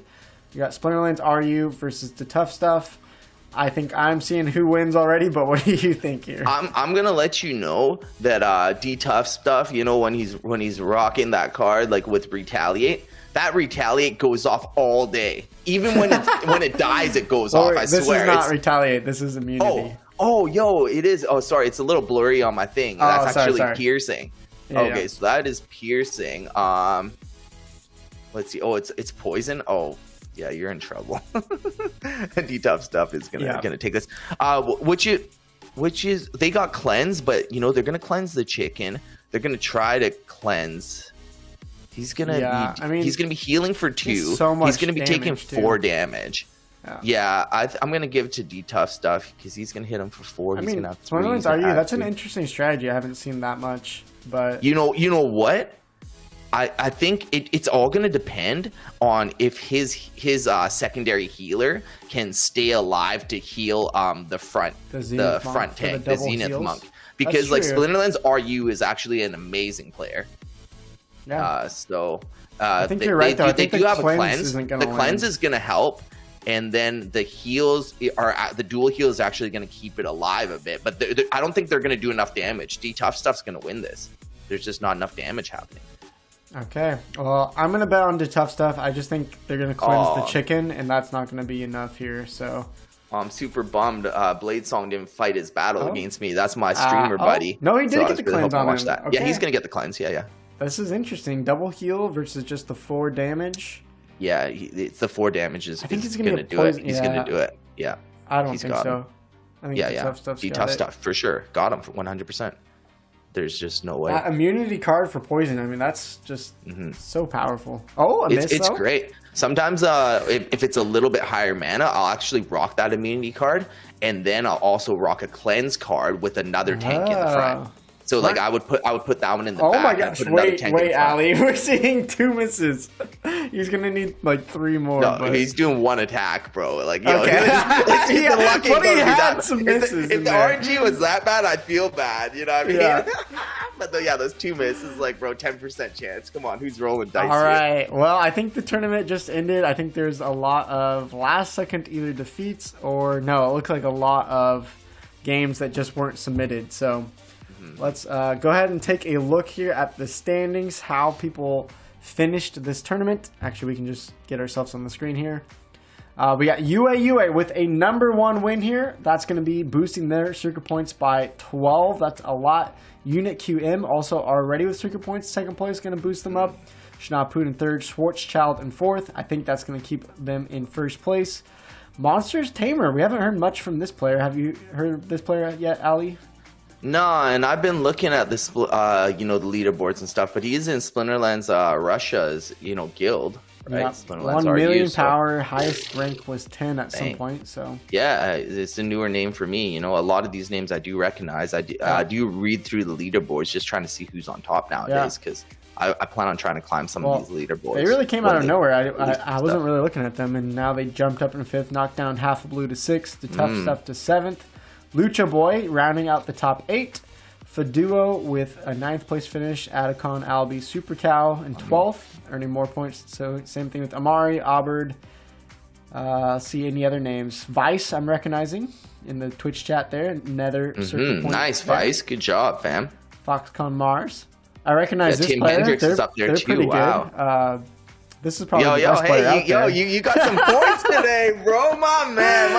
Let's go. Just to clarify, I'm not going to take any circuit points because I'm hosting, so I'm going to bump people up. So Furia in 33rd is actually going to get a circuit point. Furia just got a gift then. Dave the Great made it. Yeah, HG killed me a lot. I think I lost 2 battles. Good player. Or 1 battle. Suitcase is a great player. He's in 39th. You know what I mean? Like, there's a lot of good players. Known for Knowledge is a great player. I remember them having points. Yeah, Toran's good. Luthian's amazing, and it's like, Splinterlands RU's 51st. Like, it's crazy. Ali, you needed just another win, I think. Bro, I was way down there, man. But even the Force didn't even make the top 32. Wow, see, like that's when you know that this tournament is a tough freaking tournament. Like he fights for a champion leaderboard. You know what I mean? Z-Force. Haturo, we were doing a player highlight earlier. 10,000 power and. Oh, he ended up getting knocking down. Yeah, 2 weeks in a row he earned circuit points, but this week just falling out. No doubt. Bakuni, I recognize from YGG. Bakuni, another great player. Great. Diamond. Not making it this week. Man, there's just so many good players aren't even hitting the top 100. You know what I mean? Sedini, like Ivar's just in 100th. Yeah. Wow, like that's wow, man. But that's what makes these tournaments so sick, and that's what makes them so good for learning, because you're playing some top level guys. And when we're playing in bronze, like, some of these guys have a lot of the cards. Silent Will's up in here. Yeah, lots of good sick, players. man. I mean, these aren't going to be updated circuit points, but we can see what they were after week 2, and some of these players, we talked about it. Schwarzschild getting more points, so same thing with the tough stuff. Amari Fadu. So those are probably going to be players that are going to be, again, in the top 5. Auberd, though, getting more points. And Half a Blue, they might actually have a shot with that top 8 finish they might be in the top 5, actually, now, moving out some other players. Let's see. Yeah, you got to let me know where I'm sitting in the circuit board this next time. I think this next round I'm going to rent a few cards just to try to put on a little show, you know what I mean? We'll see. I think you're tied for 32nd or something like that right now. Okay. All right. So let's see. Super Cow's going to get some more points. Super Cow can move and keep the top 10, I believe. Zeforce not getting anything, neither Haturo. So they might actually get knocked out of the top 16. It's going to be close. Suitcase as well. Foxconn Mars getting a point at least. I was curious, like, how many people advanced to the next I think it's So 16 just or the 32? top 16 make the final. Top 16. Ooh, yeah, that's tight. That's gonna be a sick tournament. Yeah, UA getting the win today. That's gonna move them up to 15 points total. So they actually might jump into the top 5 there. Oops, wrong button there. I think Magoo's got some more points today. Am I wrong? Or did they get yeah, out? Magoo scored some points. He got kind of a little screwed in the tiebreaker there too today. You know what I mean? So, yeah. So Magoo's finished with bit. 22 wins, but knocked back to 14th because of tiebreakers. So that's going to be a little bit rough for Magoo's, but at least getting more points is going to get him closer to that top 16. I recognize Unit QM. They got second place today, so with that, they might jump into top 8. Other than that, Schnapoon also going to get some points, getting maybe into the top 10, I would believe. But other than that, I think it's still pretty wide open. Yeah, so it should be a lot of fun. There's still a lot more weeks to come. This is pretty cool, doing like a circuit type thing. I haven't really seen anyone do that yet. So this is it's pretty fun because we see a lot of the same names. They're committed to playing, and it should be exciting. I'm excited for it, and it should be pretty fun moving ahead, and we'll see what happens. Ali, do you want to do one more giveaway? Should we do one more giveaway pack or no? Let's rip it. Rip it and grip it. I don't know. Let's see if the people in chat want another one. Yeah, let's see if they want I don't think they want it, but we should probably just ask, bro. If they don't want it, I'll just open it, you know? I just open it and give away one of the common cards. That could be, that could be fun. Yeah, I think it'd be fun for you. All right. I think you can do that. Let's see, no one's saying they want it, so maybe people, because the tournament's Oh, open, Len PH says so. He's like, let's go. Landon already has won one. Silver's saying yes. Oh, please. he's already won one? Yep. Let's go. All right, yo, this Game Boy okay, Alley now guy they're says waking let's up. go. Now they're waking up. He's ready. So I'm going to keep the chat open between YouTube, Twitch, and Theta, see who can get this quiz question first. So, quiz question. We've already done with Ali, so I'll throw one out here now. A couple weeks ago, maybe a week ago or so, I opened up a pack that was gifted to me and got a gold foil Grund. What card did I end up trading this for? Someone in the chat decided to trade me 2 cards of the same card. So guess what card it is. I guessed it, didn't I? Did you know? Were you in that stream? Stop. I'm Game Boy Alley. What? Yo, let's. I didn't know that, gosh. but let's open it on stream and let's give out some of the cards. Okay, all right. Yeah, I think that's fair. What's your IGN is just the same as your name, right? Who, mine? Yeah. Yeah, but you can open it on stream here, right? On your stream. Oh, you want me own to it open right it? now. Okay. Yeah, why don't you open it? And then let's give away 3 of the cards. Okay. That's kind of fun. I will keep the best one. Okay. Just because it's a lucky one. Because it's Ali, technically his pack opening, this is going to have a gold foil legendary, right? Oh, is it? We'll give you the gold foil legendary since it's your pack, and then we can give away the other. I might. Let's see. Depending on what I get, I might give something out of my own. But that game was not really fair. But it was hard to remember, though. I was like, oh. I'm surprised. I'm surprised you. But I remember stuff. Yo. Okay. Let's see what we get. Let's see. We Rift got Wing. That's not a good start. Rift Wing's a great card, yo. All The comments. Lava Oh Spider, baby, Ali, where's your luck? Nice. Yo, Ali. you never know what down below is holding, bro. It's Okay, like all the heavyweights are down below, bro. You know this. Oh, no. What happened, bro? Bro, what happened? Oh no. Okay, you know what? I'll just keep the Scavo Hireling. Let's give away the rest. Okay. Yeah. Just I don't so even remember. know, I should have saved. What was it? There was a Soul Scavo Strangler. Hireling. I remember that. Yeah. Oh my gosh. There was a Lava Spider. Okay. Let's just give Scavo. I actually need to level that one up a bit more, so we can send that one to me, and then the rest of them we could just send to one lucky viewer. Okay. Awesome. Yeah. Let's see. All right. In chat, Ali's gonna pick a number between 1 and 100. I'm gonna write it down. You only get one guess here. And are we picking 4 winners from that, or are we just picking 1 winner to get all 4 cards? We could let's just do 1 winner gets 4 cards. One person's gonna walk away really happy, that makes and I'm it gonna simpler. write my number down here. Whoever's the closest, and you got to check the different chats. Yeah. But you got to make sure that people also don't guess after, though. Yeah. You only get one guess. All right, one guess. Of course, someone already guessed 69. Of course. I already wrote it down. I might be writing down multiple numbers. You never know. No, I'm just joking. I have the number in my hand. There's only one guess in Twitch so far. Well, that's gonna be the closest. Okay, we get another guess going. All right, cool. Might be a little bit more delayed on YouTube. Here's a couple guesses. Let's see if it comes in on YouTube. Does the number look different if I turn it upside down? No, I'm joking. It doesn't. Imagine you're like, wait, you're the winner. All right, we have 69, 50, 13, 7, 92, 42, 87. We'll give you guys about 10 more seconds. Good luck, everybody. Good luck. If anyone's on Theta awake as well, I see Manus here. You can throw in a guess, 1 in 100. Yeah, let's go, baby. Let's go. You only get one guess, so... Why is Len laughing so much? Len must have that funny stuff. On Theta, we got a guess of 83. All right. You're going to have to do some math here, bro, I feel like. Oh, bro, yeah. This is going to be harder than... Okay, let's cut it off there. Put in work. And go ahead and tell us what was the number. I don't have to tell you. I wrote it down. Okay, I can't see. Let me go. 77. Okay. 77, baby. 77. Right. I did hear 83. Was there closer one than 83? 69 is 8 away. 83 was, what is that? You said 6 away. 6 away. Yeah. Let me check the YouTube chat now. 77. I think. Yeah. Okay. Let's see. I want to say we cut it off between Jim. Before Jim said Yeah, because someone might have guessed it after, right?